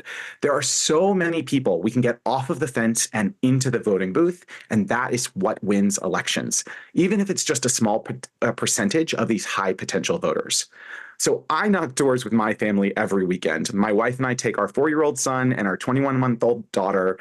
Our son calls it going to talk to people. And our daughter loves to ring the doorbell or fall asleep in the baby carrier. So I've had so many incredible conversations with voters so far this year, including folks who didn't plan to vote before our conversations, but who are literally taking notes on the ballot issues before I walk away. So the great stories that I've heard and about the difference Sherrod Brown has made for families in my neighborhood, it really keeps me motivated. And there's just nothing like canvassing. I'm totally with you on that. I've been canvassing since I was 8 years old, which is crazy in every major election. And to me, it's just connecting with people on a face-to-face level just makes all the difference in the world. So who am I talking to when I'm canvassing, and how does the conversation normally go? Yeah, at this point in the cycle, as we're fairly close to the election, we tend to be talking to people who we think likely support our candidates, and we're just helping them navigate the voting process. These are not random people, and our goal is not to talk to the opposition. That's not the goal. We want to talk to our supporters. By the way, vote early. It'll get you off the voter lists. It'll get you out of the goals for the campaigns. It'll save them time and money and make us more likely to win. So please, everybody, vote early. At the same time, if you do encounter somebody who is undecided, that's great. You don't have to be an expert. You can just have a conversation with them, listen to them, and hear what they have to say. Ask non-judgmental, open-ended questions like, it sounds like that issue really matters to you. Can you tell me more? Or what do you care about when you think about the election? Again, listen and respond with talking about how the candidate feels on those topics. And it's okay if you don't know. You don't have to be an expert. You have to listen and validate people, make them feel heard. That's one of the most transformational things you can do as a volunteer. And, if you are reflecting your why, your personal values in advance, it will make you more comfortable and make it easier for you to go out and talk to folks. Keep your story in your back pocket so that you can draw on it when you're at the doors or on the phones. And again, remember that everybody comes from a different place, has different worldview. So drill down on what's the core value that you base your position on. And super quick, just before we wrap up, if people want to canvass, how do we get started? And, I'll see you all out on the street. So this is good for me to know too. Yeah, the easiest way is to go to swingleft.org/geeks for Harris Walz and enter your zip code. You'll be shown phone banking and canvassing opportunities directly with campaigns in the swing states and districts near you. And once you sign up and show up, the campaign team on the ground will give you the instructions and your list of voters to talk to. So you don't need anything in advance. You can just show up. Awesome. Well, I will be there. I hope to see you all too. And thank you so much again for chatting with me. Welcome, everybody. It's I Love the 1870s with Liz Winstead. Am I pointing in the right direction? Liz Winstead, the great Greg Proops, host of the Smartest Man in the World podcast, and of course on tour with Who's Line. On to my left and my right, wait, hold on, over here, that's Angela B. Shelton and Francis Collier of Frangela. And we're here to warn you about one of the many things that Project 2025 will do to destroy America, not the least of which is reinstating the Comstock Act from 1870. Liz, why don't you just tell everybody what the essence of the Comstock Act is, and we'll take it from there. Well, I want to say that reinstating isn't quite right because it's still on the books. So basically, it's a law from 1874 that this puritanical busybody who just basically said, I hate sex. I don't enjoy anybody who likes sex. And so I found out that people are getting nefarious things sent through the mail. So what I'm going to do is have people mail me as much garbage as possible, or just things that I find offensive so I can do research. Then I'm going to take my booty up to Congress, show them what's happening, and say, look at what's being sent through the mail. And Congress back then was embroiled in a massive scandal where they were literally taking millions and millions of dollars from the railroad industry. So they were like, wait, this can deter and detract from our railroad scandal. So we're going to pass this law that says you can't send anything lewd or lascivious through the mail, including abortifacients, including porn, including birth control, including anything. And so then they were like, hey, this is awesome. We're going to name it after you. And then we're going to put you in charge of inspecting it at the Postal Service. So Anthony Comstock was the person who was digging through people's mail, tons and tons and tons of it, actually. And it's still on the books now. And just this year, 145 members of Congress and the Senate implored the Supreme Court to really use the Comstock Act to end birth control abortion as we know it. Yep, to basically keep mifepristone from being able to be shipped across lines. By the way, in case, ladies, this is Anthony Comstock, and don't get your hopes up. He's not only taken, he's also long dead. Greg Proops, your favorite moments from the 1870s and why you think we should probably avoid bringing back anything from that time period. Watching Mitch McConnell mature as a young boy in the 1870s, I think was the richest part for me, just seeing him fish and hunt. And, you know, every once in a while we'd stop and oppress another group of kids who hadn't any food or anywhere to go. And we'd tell them they couldn't come with us. And Mitch would laugh and we'd turn to one another and band music would play, but not for everybody. And then, of course, Frangela, Francis Collier on my right, and Angela B. Shelton on my left. I'm sure that barely past the Civil War, maybe there was some bright spots in the 1870s. Women didn't have the chance to vote yet, and this was all part of basically making suffrage filth. Yes? I think we misunderstood the event. We don't love the 1870s. No. That's not definitely better than the 1860s. Yes, it had a big leg up on the 1860s. You don't know? No, this law is just a part of a bunch of laws that we didn't like. Yeah. Right. Yeah. Okay. Touche. Liz, you know, I think one of the biggest hits of the 1870s was a song called, I think, Daughters of Freedom, the Ballot is Yours, which wasn't technically true at the time and might have had something to do with them not wanting women to mail things around to the rest of the country. Or just anybody mailing anything, really, or showing your ankles. Right. Also, it should be told that in his memoirs, part of the reason he wanted to have lewd and lascivious things he identified not being sent through the mail is because he himself was a chronic masturbator and wanted that to, just self-professed. Yeah, I think it's something we all share. Greg, real quick, because we're running out of time. Yes. I think you and I both would have no career whatsoever if the Comstock Act was fully enacted, considering its roots. What say you? I've been dodging it my whole life. I think a lot of the comics have lived under the onus of the Comstock Act, and that's why we take a wagon from town to town. While trying to support people's rights, we also like to go undercover. I have a Conestoga wagon and a a Calistoga wagon as well, which I don't know what that is. Thank you guys so much. And remember, vote Harris. And of course, we are Team Earth, even though I was Zoltan and Davenport on Lab Rats and the guy who gave Spider-Man what for. But we're all, the one thing we share is we're all supporting Harris. Thanks, Liz. Thanks, Greg. Thanks, Frangela. You guys are awesome. Sexy Liberal Tour with these two is happening right now.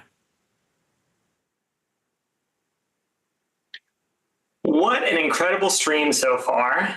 But we're about to roll into some of the stuff I'm most excited about, hearing from our space heroes. We've got some real astronauts. We've got Bill Nye coming up. We've got Star Wars. We've got a pretty epic Star Trek reunion. So Space Explorers, if you haven't yet, this is really your time to contribute.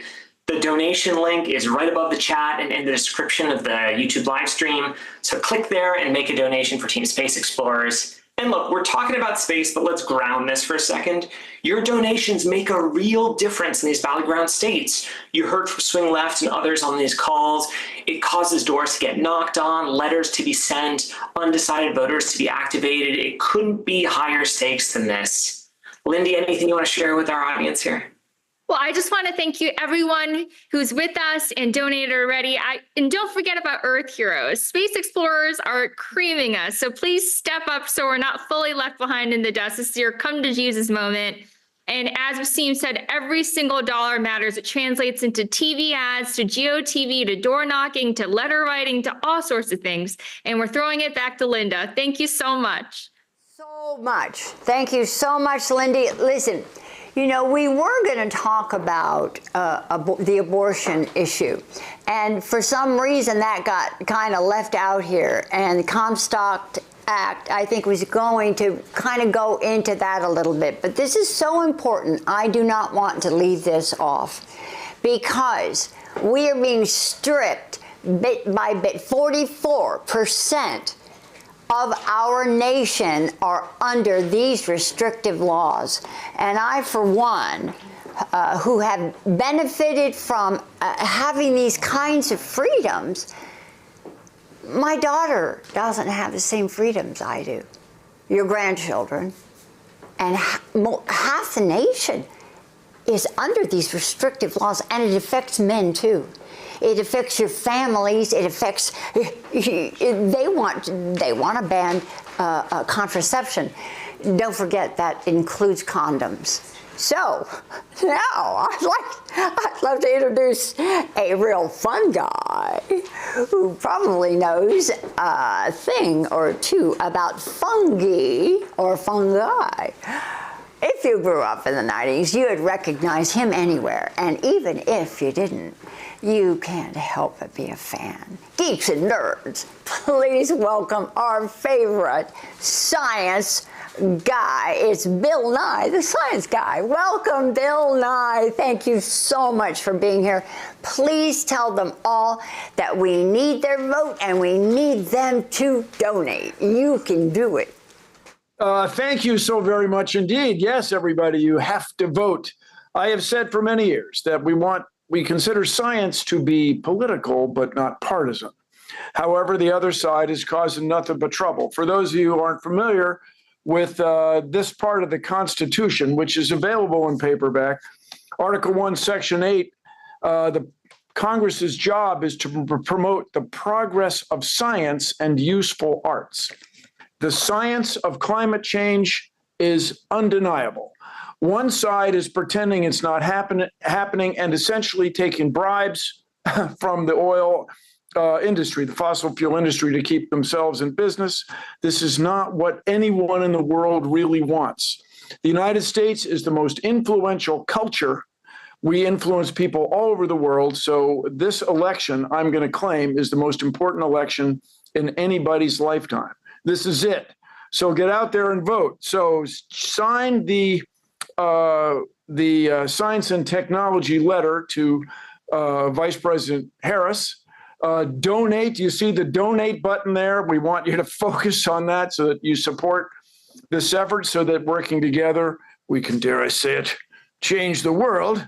And along with that, now for something really special, I get to introduce a group of folks who know what turning science fiction into science fact really means. I'm talking about the science fiction stars, the people we all look up to as fans. Our next panel was led by former Chief Technology Officer of the United States, Megan Smith, who is an engineer, and technologist, was previous assistant to President Obama for technology and co-created Women Techmakers. She is going to lead our science fiction, science fact conversation, starting with none other than Dr. Mae Jemison. Megan, over to you. Let's change the world. Hello, my fellow Americans. Thank you, Bill. Now, it is my honor to introduce this woman I met. I mean, she's just the incomparable person in front of you. And with Mae Jemison here with our tech genius, Megan Smith, the former Chief Technology Officer of the United States of America. Megan Smith and Mae Jemison, welcome. Hello, fellow Americans. Thank you so much for joining us, Geeks and Nerds. And Mae, you're just extraordinary. I actually have one of your books in my hand, and Where the Wind Goes. So Find Where the Wind Goes.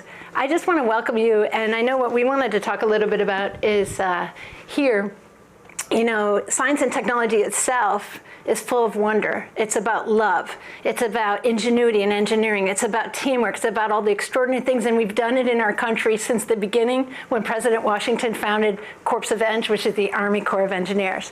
You know, that continues to the Academy of Sciences that you are in with me. You're in medicine, I'm in engineering, which is President Lincoln, you know, FDR with all the efforts for the war.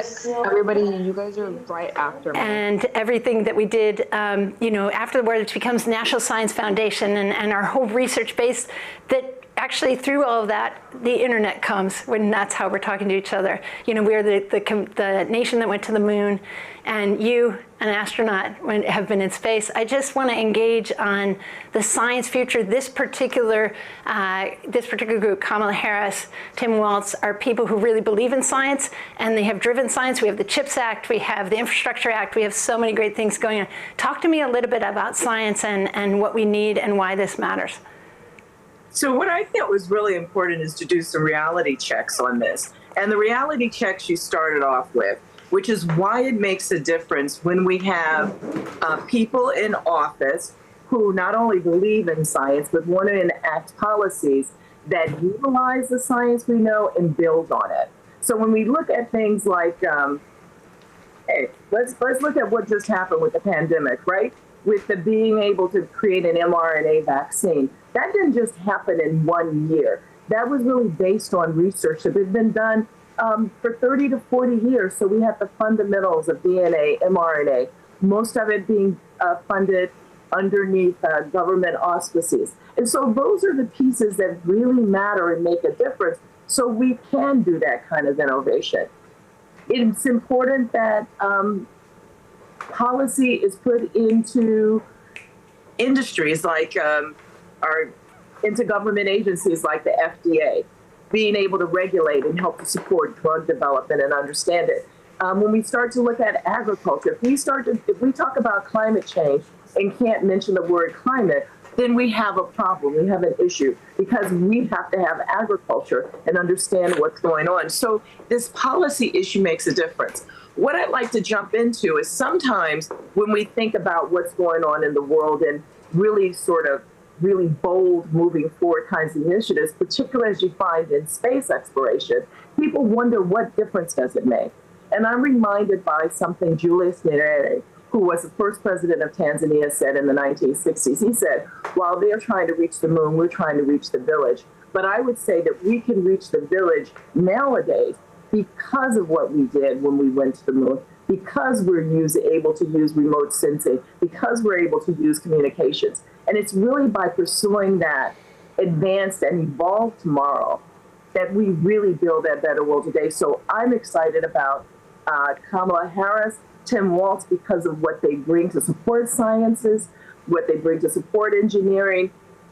And then finally, we have to remember that it's what goes on locally as well as nationally that makes a difference. So vote up and down the ballot, making sure that you're supporting the folks who are going to be able to enact science policy and also support it.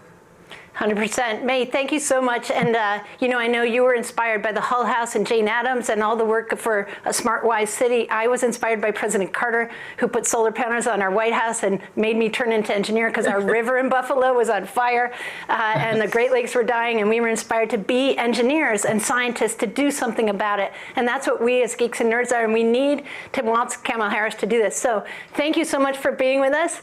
And I'm going to turn attention to the next group that's going to join us. And thank you for all your leadership for our country and everything that you do every day, May. Thank you. Great seeing you, Megan. Great. Okay, next up, joining us are four more extraordinary former astronauts. Katie Coleman, Garrett Reisman, John Gersfeld, sorry, I said that wrong. Grunsfeld, John, sorry about that, and Cyan Proctor.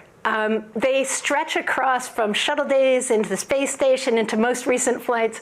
This is an extraordinary group of people. The thing I want to check in with you about, because we've heard from so many of our heroes, our science fiction heroes, our Earth heroes, and remaining neutral on this balance between the fundraisers. But I got to tell you, everyone in my neighborhood, we played Star Trek, and every single kid in my neighborhood grew up to be their character. I played Scotty. I'm an engineer. So the colleagues, there's this great overlap and bridge to real science from science. So tell me a little bit, each of you. Let's go around. Tell us about your heroes and just a few thoughts about these candidates and about science and the importance for our country, and maybe a little bit about when you flew. So Katie, I'm going to hand it to you, because you just wrote this awesome book about sharing space. So can you tell us about sharing space? And you? Well, when I was growing up, I didn't have anybody that I could really relate to who did that for me. And so it was not until I was in college and Sally Ride came to speak at MIT that it occurred to me to have this job, or to dream that something impossible that I wanted to do could be mine. And my hero, which was your original question for us, was like, who are our heroes in science fiction? My hero is a science fiction author. And it's Mary Robinette Kowal, who created this series of lady astronauts books where basically, I'm not going to spoil everything, but there's a reason they have to leave the Earth. And the only team that can find each other physically is men, women, different races, different abilities, and different religions even. And so I love it that even if we can't have what we need our young people to see today, people who are storytellers can create that so that we've got the future. Thank you. Yeah, just see it to be it. So important. I remember Dr. Martin Luther King Jr. and Nichelle Nichols, who played Lieutenant Uhura, meeting, and him expressing how important her presence, so that science fiction, that science story becomes us. It's all of us, men and women. And those between. John Grunsfeld, what do you got for us? Well, I discovered science fiction in the 7th grade with a book called Have Spacesuit Will Travel by Robert Heinlein. I think if the Republicans have that way, that book will certainly be banned, as well as most science fiction to middle schoolers. But Star Trek was really one of my big inspirations. And of course, I was Mr. Spock when we played Star Trek, and became an astrophysicist, an astronaut, and had the opportunity to fly in space on 5 shuttle flights. The last 3 were all to the Hubble Space Telescope. You can see behind me. And I was so proud when President Obama called me the Hubble repairman. And then in his famous way, short pause, he said, not to be confused with the Maytag repairman.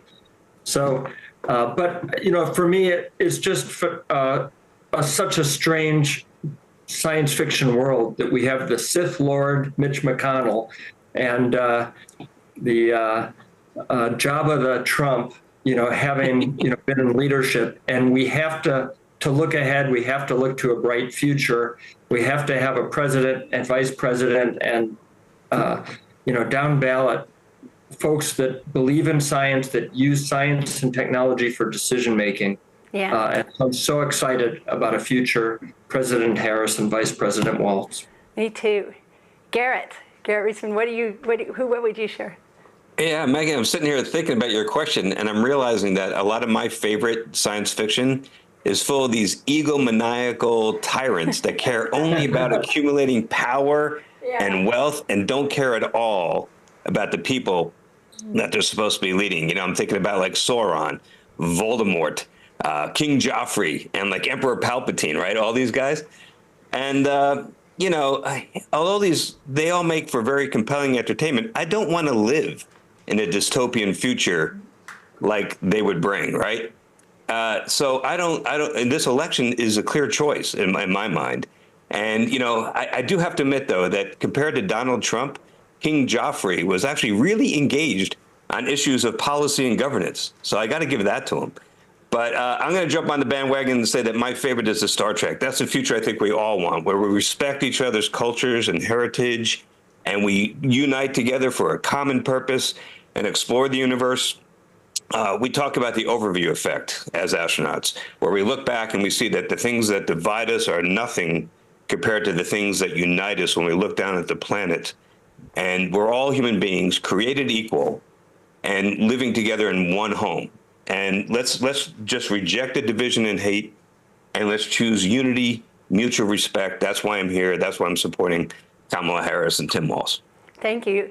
And Cyan, you are one of our newer astronauts, and you've just been recently. So who would you share? What would you share? Yeah, thank you.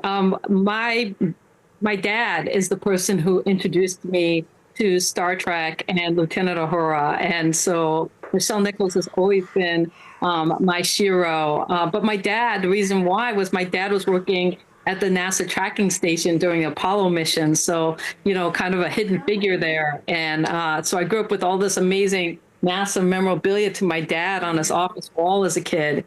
And that really inspired me to want to boldly go. And I'm a unique case in the fact that I'm the first artist selected to become an astronaut. I wrote a poem called Space to Inspire. And as a result, I got to spend 3 days in space. And that poem talks about creating a Jedi space, a just, equitable, diverse, and inclusive space for all of humanity. So it may be a Star Wars acronym, but it's got a Star Trek meaning. And so when I think about who I want to support somebody who wants to create a future where we boldly go together. And that's the Harris Walz campaign. Thank you so much. I couldn't agree more. You know, this beautiful shared future, this opportunity economy, including everyone paying attention to science and technology for our country, our policies, our technology capabilities, and how we share it with each other, how we inspire. You know, this endless talent really is the American dream. And I didn't go to space, but you know, you guys bring special objects. And so this is one of my favorite, which is a prismatic object of all the colors of everybody. And so all of us together is what Kamala Harris and Tim Walz are about. One of my greatest friends went from Google and YouTube when we worked there to work for the governor as his economic development. He brought the best talent into Minnesota, and he will bring the best talent into the group. Kamala did the same. We were with her in California. I love all of you. Let's get out the vote, do the work, make your plan, and go nerds, go geeks. Woo! Thank you for being here. Brandon from Augusta, Georgia. I'm a Star Wars fan, and I think that Kamala and Tim are the right choice because like the Jedi, Princess Leia, Luke Skywalker, the Rebels, and the Resistance, they're fighting for our rights and our freedoms, both to keep them and to extend them to those who may not yet have them. They're fighting to protect the environment. We only get one Mother Earth. They're fighting for the rights of our LGBTQIA brothers and sisters and our people of all races, colors, creeds, and beliefs, and for a woman's right to choose. I truly believe the Force is strong.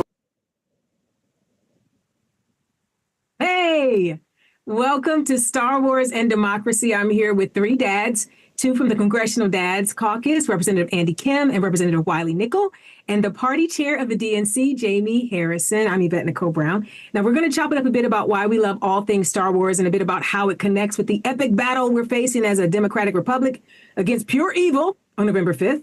But first, a little about my Star Wars journey. I saw A New Hope in theaters when I was 6 years old, and I've always been drawn to the Jedi and the idea of people using an unseen force for good, always for good. I think of Kamala Harris and Tim Walz that way now. Their force is decency and joy. And I believe that it is always unstoppable when wielded properly and among like-minded fellow Jedis. And that's us, everybody. We wield this force by voting.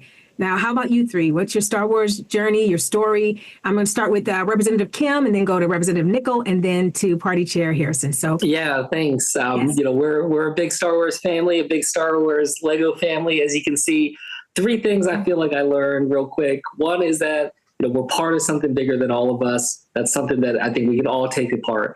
Also, you can't assume that someone else is going to fight your fights for you. So if you want to see change, you got to do it yourself. And 3, when it comes to voter outreach, never give up on anyone. If Darth Vader can change his mind and take matters into his own hand to change the leadership of the empire, any voter can change their mind, and we got to make sure we're going through this and doing our best to be able to engage people. So that's something I always try to think about.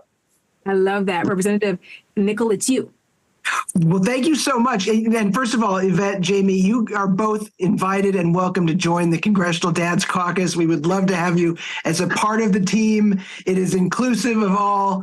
But, you know, for me, I was one of those, you know, geeks and nerds, the first to watch Star Wars in the theaters, you know, the first showing available, waiting, because it's about hope. It's about justice. It's about standing up for doing what's right. That's why I'm in Congress. That's why I'm fighting so hard as part of, you know, the Congressional Dads Caucus for my kids, where we are focusing on making sure we have paid family medical leave, investments in childcare, extending the child tax credit. And I know tonight we have had so many folks straining the metaphors for Star Wars and so many other amazing shows. But I do it all the time when I get a chance. I was on Fox News a few days ago talking about Donald Trump's Project 2025.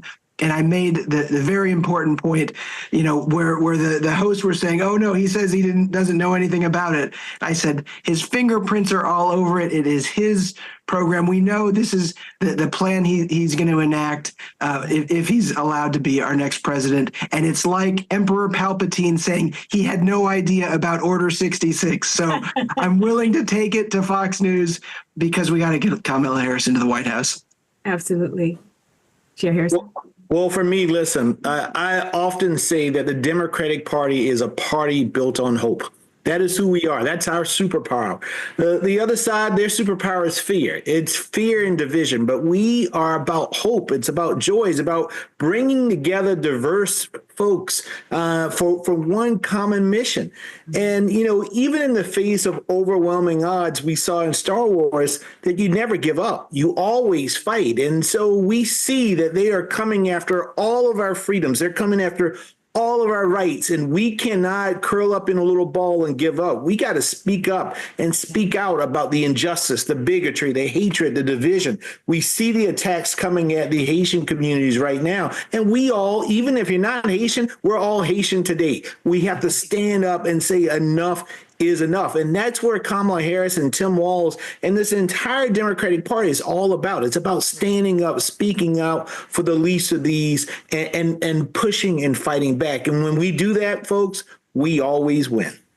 Absolutely. Now, I began my Star Wars journey as a fan, but I'm happy to say that I'm now a small, tiny part of the canon, if only as a Lego, because I voiced Lieutenant Colvette Valeria in the Lego Star Wars universe. Getting to say, may the force be with you, is an honor I can't quantify. So I hope we can all say it together as we leave this segment. You guys ready? Yeah. 1, 2, 3. May the force be with you. Back to you guys. Hello, fellow geeks and nerds. We have a singular mission today: to elect Kamala Harris and Tim Walz as our next president and vice president of the United States. As an avowed Trekkie, a Wonder Woman fan from way back, and a Supernatural superfan, I believe in the power of storytelling and the power of transformation. We face real challenges in this moment. And as we continue to move our nation forward, we are trying to figure out who we are as people and where we're headed. For that, we deserve leaders who see us and are not only willing to serve us, they are driven by a commitment to justice, to fairness, to opportunity. We need real-life heroes who understand the pain our communities feel is real, but so too is the promise. We've all watched as the captain responds to a call to help, as the brothers face demons and as villains hatch even more insidious plots. But what never changes is that the promise of triumph doesn't belong to one person, one leader. It's the crew that beams into the unknown, the hunters who gather to protect the innocent, the Justice League who joins the fight. In this election, we can be the ones who elect Harris and Walz to lead a nation that defends a woman's right to choose, that respects diversity, equity, and inclusion as fundamental values, not epithets or curse words. A president who doesn't hesitate to use her power to end gun violence in our schools, and a vice president who has proven his willingness to fight poverty among our children. We can have leaders who will continue to tackle the climate crisis and who will refuse to join the legions who would censor our right to know our history and plot our futures. As Captain Jean-Luc Picard warned us, with the first blink, the chain is forged. The first speech censored, the first thought forbidden, the first freedom denied, chains us all irrevocably. Winning in November is not about magic, it's math. Like Captain Catherine Janeway, we will venture beyond what we understand and we won't stop until we reach our destination. We will be willing to invest our time in the communities that are still struggling to recover from the last time the other guy was in office.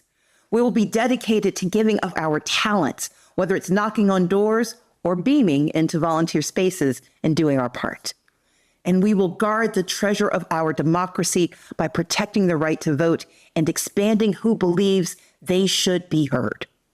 We are geeks and nerds who know that the impossible is a state of mind, and we're not going back. We are forging ahead, and we are changing the future one vote at a time, one person at a time, one day at a time. We are going to win this election for Kamala Harris and Tim Walz. We are going to win it for our people. We are going to win it for the future. And now, as Captain Michael Vernon tells us, let's fly.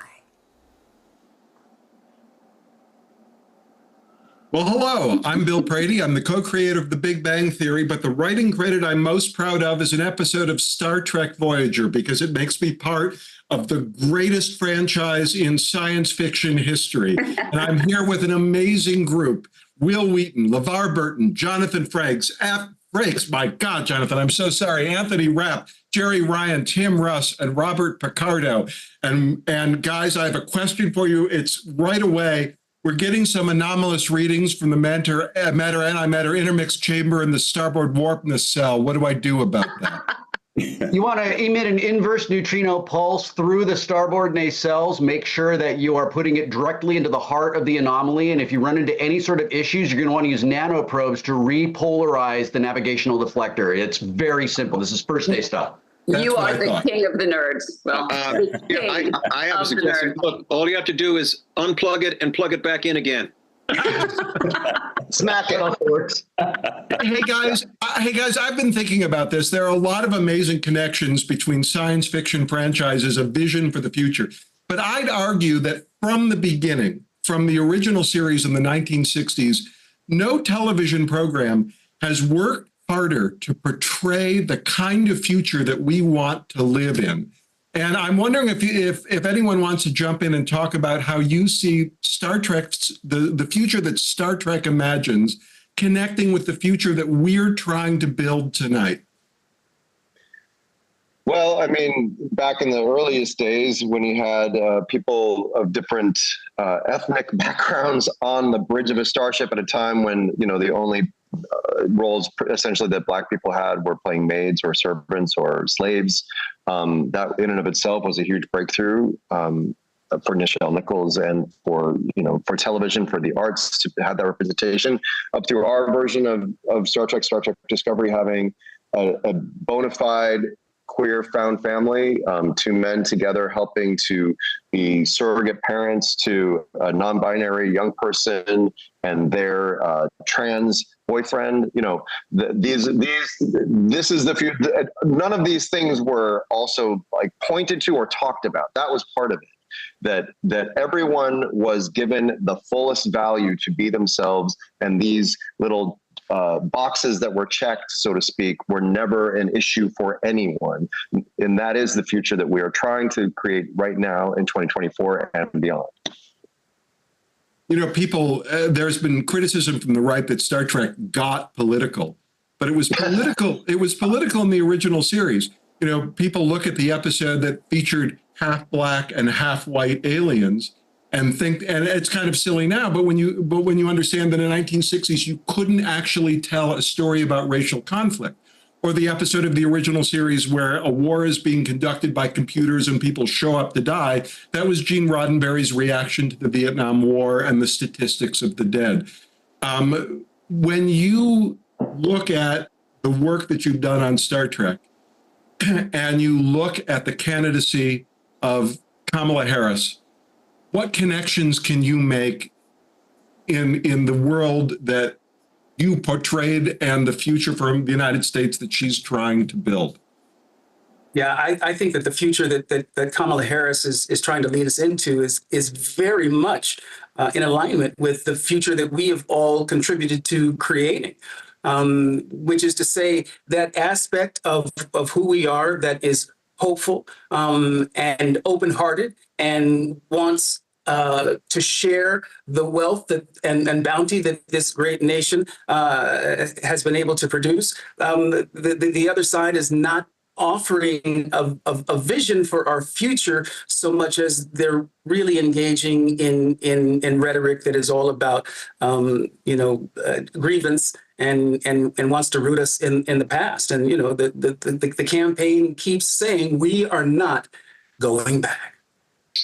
Kamala Harris also represents a grace, a sense of humor that we hopefully have in our show, and it is, I think, as important as anything. And she has owned it, and she is it, and she is articulate, and she makes us proud in a way that few have before her. So I think joyful, yeah. Yes. Yeah. And there was the original episode as well where if you haven't noticed over the past year or two, ourselves included, there's a lot of strikes going on worldwide and also in our country, all over the place. All of a sudden, there's this rash of striking between labor and management, between the workers and the owners of the companies, et cetera. And they have put in the original series, which dealt with the labor force that was working in the caves, in the mines, and they were being poisoned and couldn't have any of the benefits that the people in the cloud city had. And this is right now more striking than it has been, the income inequality that exists in the country, in which I think Kamala and Tim Walz, she has an economic plan that's going to try to help the people who do the work for this country. Again, if you took all the billionaires out of the loop for, a year, you wouldn't even notice the economy changing. But if you took the worker bees out of the loop for 3 days, the entire economy would crash. So who has more value and more worth in this country? The workers. So it's very, I think her plan for helping the people who are middle income and working class is really the way it needs to happen. Jerry, I see you online fighting all the time. Do you have success? Are you able to convince people that there's another choice? I don't know how many people I convince, honestly. I don't know, but we have to keep trying because it's too important. It's too crucial. I'm a mom. I'm raising a teenage daughter in this world who now has fewer rights than I've had, who's been raised with, active shooter drills since she was in preschool, and the trauma that brings. And it's not okay. And it's unnecessary. And we've got to do better, and we can do better. And that's one of the things that I'm really loud about is we all need to get comfortable with being uncomfortable. People are going to get mad at you. People are not going to like it if you speak out and you speak your mind and you say what needs to be said. But we all have to just get okay with that. I've had to do it. I'm stepping out of my comfort zone because I am not an extemporaneous speaker. And traveling for the campaign and talking to people this is too important. It's too critical a time in our country. We are literally facing the potential end of our democracy, in addition to all these other truly existential threats. So we don't have the option of not being loud. and being obnoxious and saying what needs to be said. And we need a leader of character. We don't want to go back to the first. We've already seen what kind of a leader Trump was on the world stage. Today we hosted in New York the UN. Biden gave his final address as president. We want a leader who will respect our historic allies, not one who is going to undermine. I mean, what is the United Nations? If you put the Starfleet Charter next to the UN Charter, the Starfleet Charter was modeled on the UN Charter. They have all of the same goals, and all of that vision of working in harmony, of finding out how we are more like each other than what our differences are, and avoiding conflict at all costs, but standing up for what's right. I think that this whole evening was started off by Representative Garcia when he said that geeks and nerds have a particular passion for social justice. And I think that Kamala is the social justice candidate. And I want to say 3 more words: donate, donate, donate. All right? Yes, please. And donate. If you can't decide whether you like the Earth heroes better than the space heroes, and I frankly couldn't decide, I donated to both. Good call. Will, I want to ask you to speak to something that Bob just said about geeks and nerds being the kind of people who yearn for a better, more inclusive future. You and I are friends. It's a thing I hear you talk about all the time. I became aware of Star Trek when I was 5 or 6 years old, and it's been in my life as long as I can remember. I have always believed that the future Star Trek lays out for us was inevitable, that we would get there. There is no other choice. We have to do that. The option is for us to come together as a planet of incredibly wonderful, diverse, interesting, incredibly different beings, and go out into the universe and do good wherever we can. I have believed in that since I was a little kid. I was lucky that I got cast on Star Trek and got to have a front row seat to the imagined future that I wanted to live in so badly, that I still want to live in. I am so passionate about this particular election because it is the first election in our lifetime where I can see this unbelievably clear choice. We have such a clear, crystal clear choice between rallying with someone who has said over and over again, her only client is the people, which is such a beautiful Star Trek idea. And then the other guy is this angry, demented, syphilitic old grandpa who screams at everyone and is just filled with rage and hate. And in our world, like in the science fiction worlds, like that Baron Harkonnen guy is the bad guy. It's like a cautionary tale. We're looking at it in front of us right now. We have this incredible future, or we have this terrifying, awful, enormous step backwards. To me, that's such an easy choice to make. It is not surprising to me at all that it's geeks and nerds who are very detail oriented, who are very committed to helping as many people as possible, because I think we're used to kind of being sneered at and teased and mocked for our passions. And I think we can all bring the energy that sustained us through every difficult study hall and every tough hallway encounter and use that energy. We can take that energy and we can put it behind Kamala Harris and Tim Walz. Everyone watching this, as Bob said, can donate, and then donate again. And we can get that much closer to this future that we are all so incredibly excited to live in. Well, Anthony, you not only are a Star Trek star, but you're also a Broadway star. Broadway tickets are very expensive. In multiples of Broadway ticket prices, how much should people donate? I mean, well, we all know though that the cool thing about this campaign is that, you know, any amount can make a difference if you if it becomes exponential. You know, if there's 1 million people that donate $10, that's still a lot of money.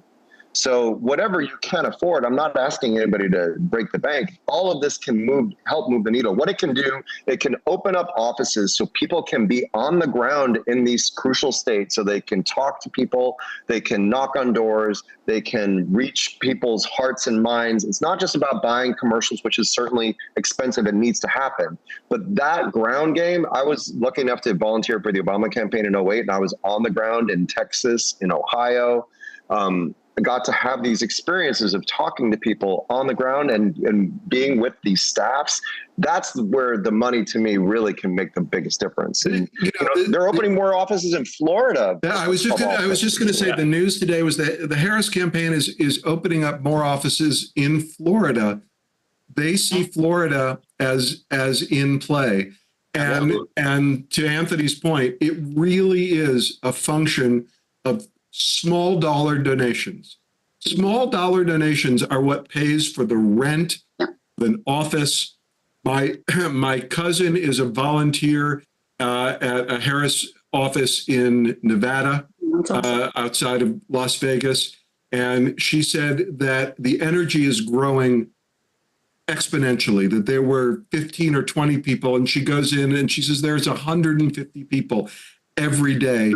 And the small dollar donations, the ones that everybody is making tonight, and I think we're Team Space, I believe, in the big. Yes, we are. We're Team Space. But those donations that everybody is making right now, the clicking the link, donating, those are the donations that are propelling those offices forward. We're running out of the end of our segment, and quick shout out, if we can, to trekthevote.org. If you're looking for a way to get invited and you're a Star Trek fan, go to trekthevote.org. Yep. We've got just about half a minute left. We could extend it by flying and doing a parabolic route around the sun, which would move us back in time. Sure. But I'm going to ask everybody in these last few seconds to, as enthusiastically as you can, encourage everybody in your own words simultaneously to participate and donate. Team Star Trek, go. Let's go. Good luck and vote for our donate. My 2024. Thank you, everybody. It was so wonderful to participate in this. And weren't we all going to do uniforms? I did. I'm with you, Bill. I'm with you. Yeah. Well done. Are we off? Thank you so much. Are we? Hi, I'm Gabrielle, and this is Brendan, and we're from Wheatus. I'm Jessica Carter-Altman. And we're part of Team Earth today, supporting Kamala Harris and Tim Walz. We're hoping to help bring the fandoms together and be victorious in November and bring some positive change to this country. We'd like to dedicate this performance to all the geeks, nerds, and my dirtbags. 1, 2, 3, 4.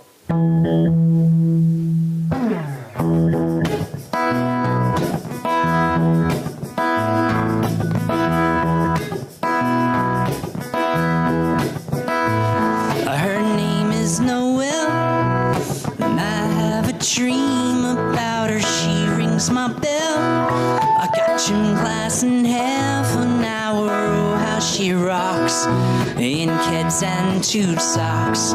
But she doesn't know who I am, and she doesn't give a damn about me. 'Cause I'm just a teenage dirtbag, baby. Yeah, I'm just a teenage dirtbag, baby. Listen to Iron Maiden and maybe with me.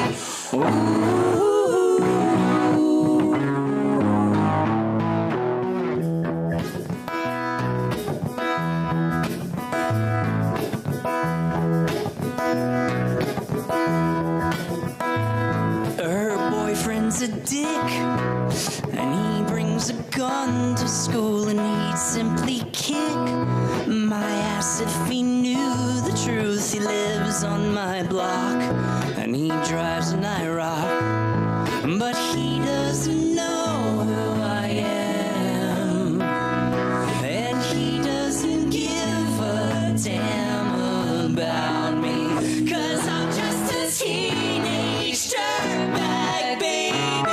Yeah, I'm just a teenage dirtbag, baby. Listen to Iron Maiden, maybe with me. Ooh.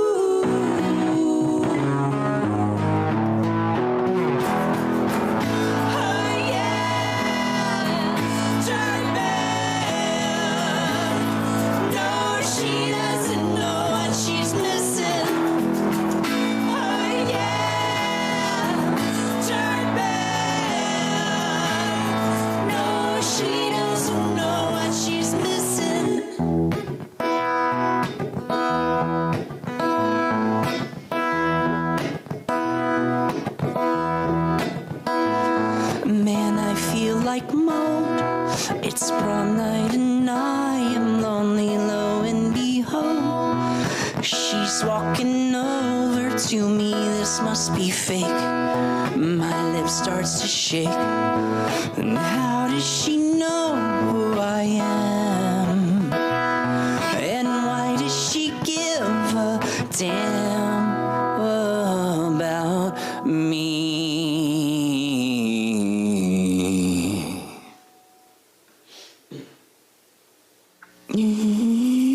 I've got 2 tickets to Iron Maiden, baby. Come with me Friday, don't say maybe. I'm just a teenage dirtbag baby like you. Ooh.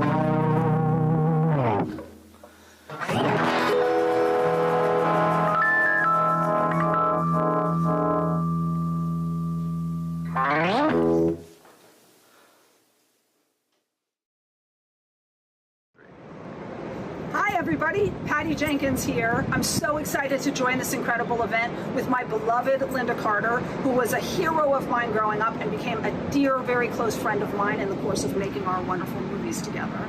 I think that my favorite thing about getting to do Wonder Woman at all is that the reason that Lynda had inspired me growing up is because of what she stood for and what I learned through her. I believe in Wonder Woman. I believe in what she's, representing about being a better person and being more loving and trying to save the day and save the world. So I think that there's a very important lesson here when it comes to how we look at this election.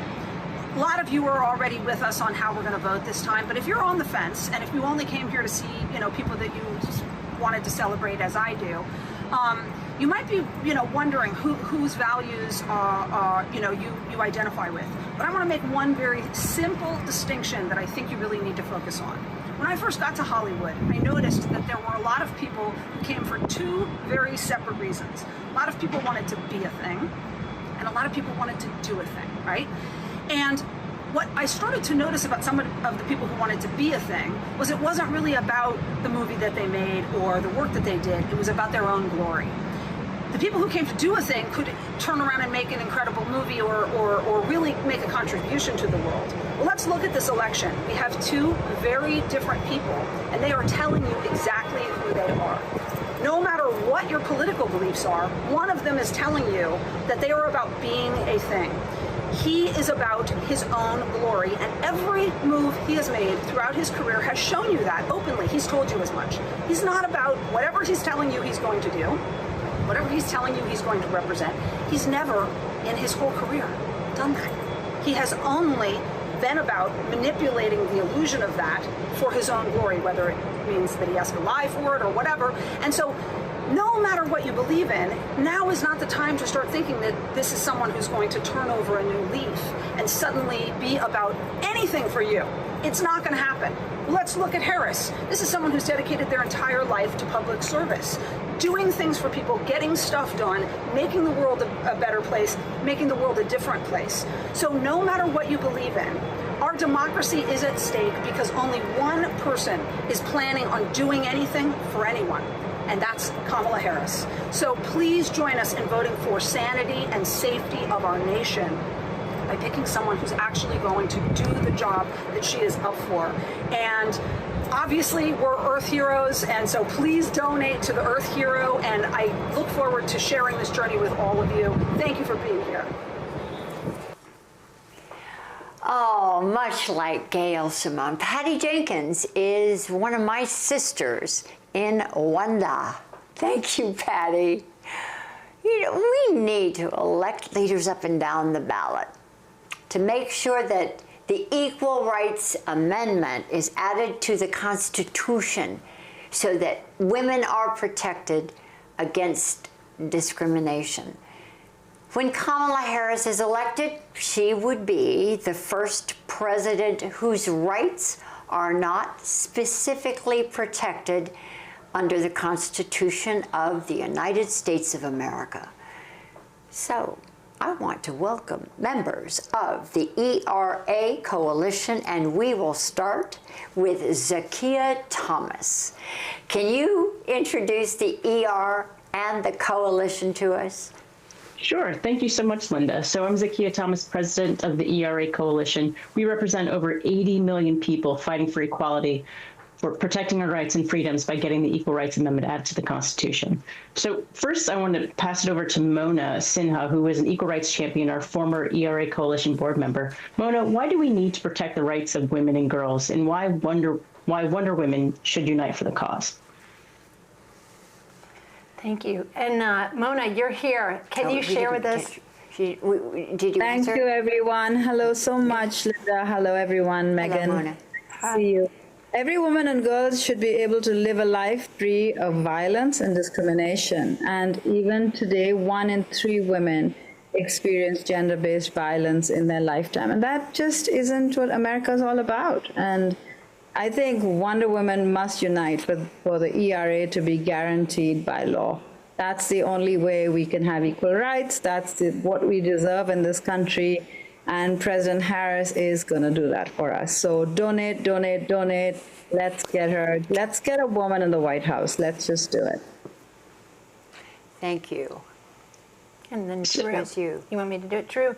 Can you talk about why men should advocate for the ERA, and how would it help boys, men, LGBTQIA communities? How does it help everybody for women to have equality codified in the Constitution with the ERA? Absolutely. Well, Wonder Woman's core mission is to fight for equality and justice for all. And she comes from a society where gender roles are not limiting, and she believes that everybody should be treated with fairness and dignity. And the ERA guarantees equal rights under the law regardless of sex. It helps break down systemic inequalities that hurt everyone, including boys and men. And by supporting the ERA, we are all standing for justice, not just for cis women, but for people of all genders, trans women, trans men, non-binary people, queer people. And true heroism comes from compassion, kindness, and justice, not rigid gender norms. So when men support the ERA, we are ensuring that everyone, regardless of gender identity or sexual orientation, has the legal backing they need to live without fear of discrimination.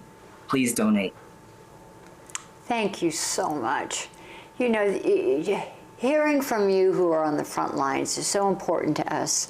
You know, this battle, I've got pictures of marches that we've been on for many years, and it just seems like we're back on the front lines again, and we need you. And she is a member of the ERA, and I thought just by marching I was, but I'm not. So I have already talked to Zakiya. I said, sign me up. I want to be, not only that, I want to be on the board. Of course, I have to be elected.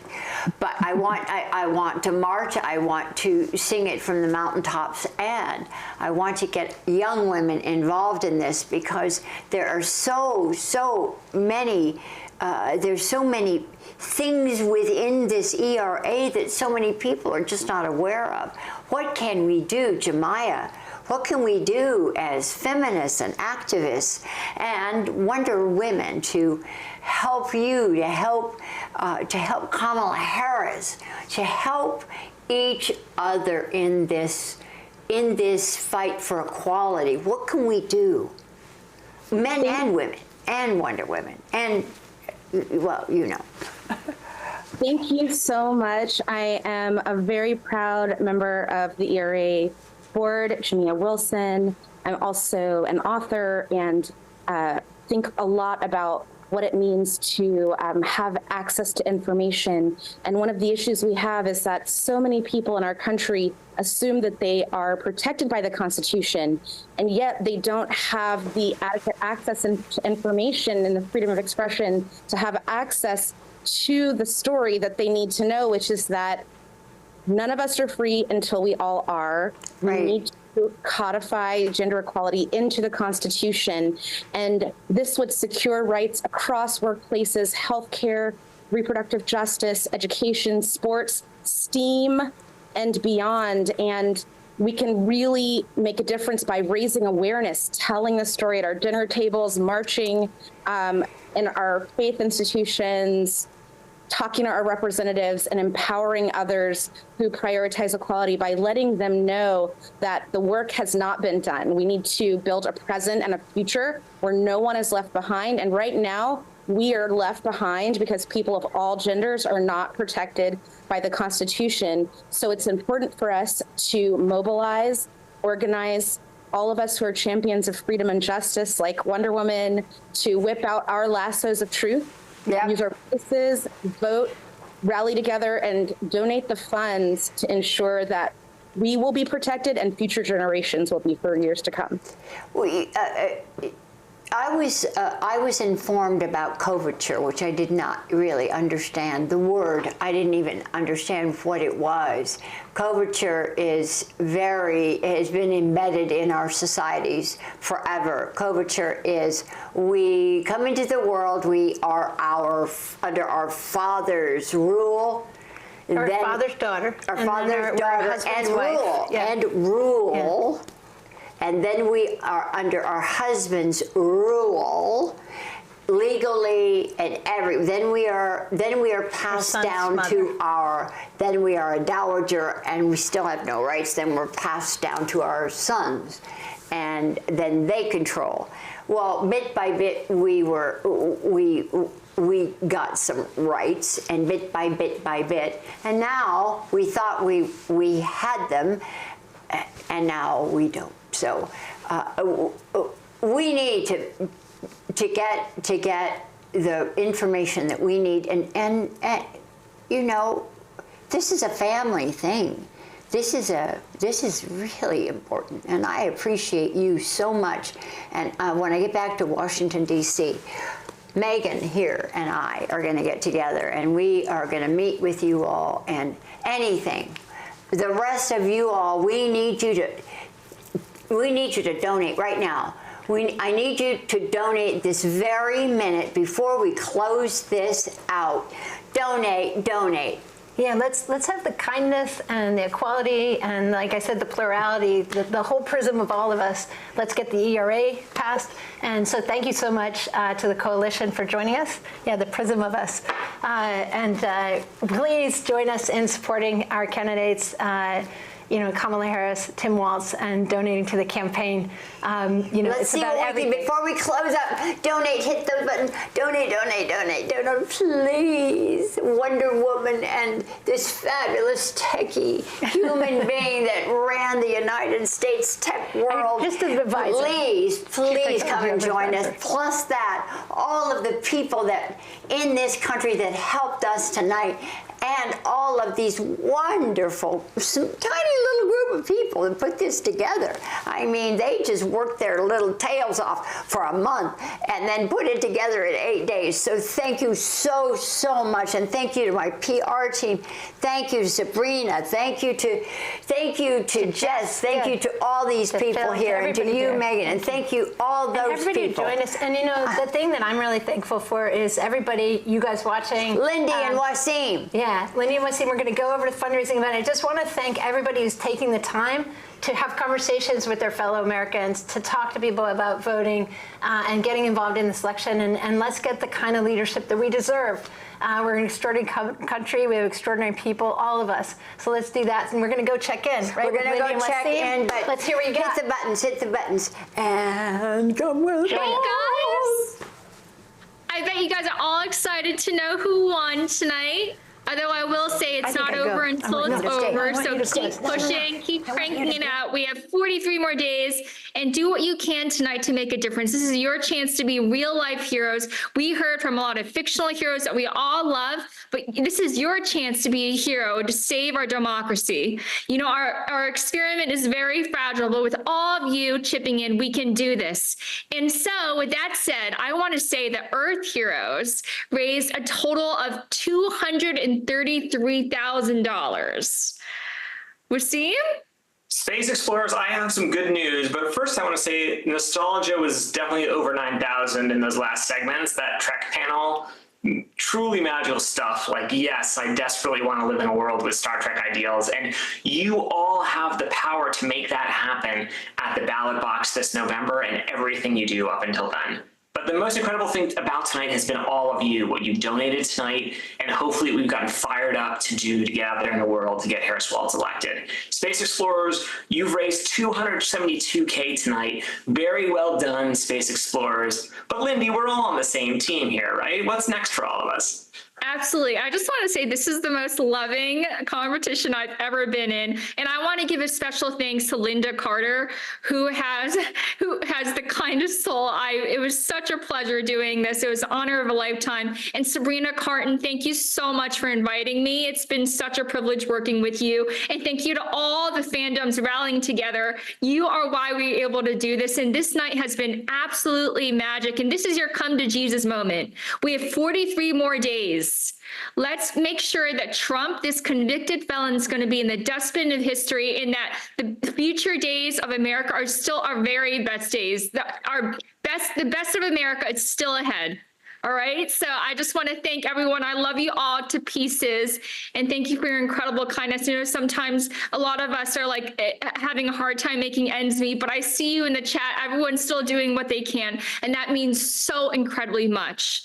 Thank you, guys. Thank you so much, Lindy and Wasim. I appreciate you so much. And to all the geeks and nerds of America, you know, you are seen. You are seen and you are appreciated.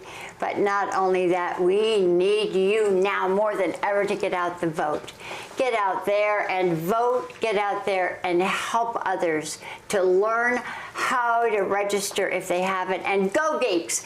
Go Harris. Yeah. Go to geeksforharris.org to sign up for opportunities. And go ahead. We've got a geeky to-do list. You can join in on a million things. Travel around. Go to states that are really in the middle of deciding this, and talk to people and listen to them. Listen with your heart, and talk to them about why you care. Yes, and we are going to put a lot of the geeks and people from around the country right on the screen, and we could not have done it without you. We really are in tears. Just, you know, this was a labor of love from all of us. No one got paid. We all did this just because we want to elect Kamala Harris and Tim Walz, and every single person watching, every single person out there that is doing something or wants to do something, we're with you.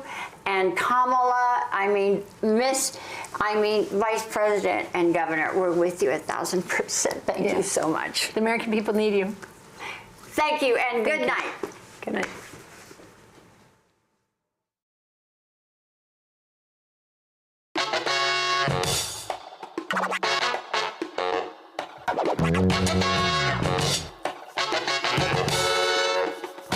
People are excited. In every one of those groups of thousands, sometimes over 10,000 people, you've seen exactly who we are as America. Yeah. People from rural areas, urban areas, of every stripe and size and background. This is who we are as America, and we're all in it together. Yeah. And in this campaign, the only way we win is to keep the pedal to the metal for these next many, many days that we have.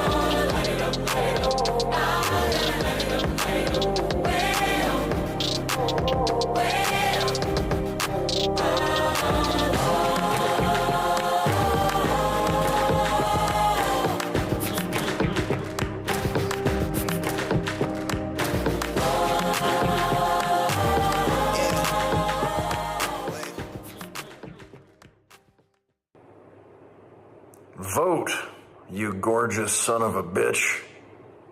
Let it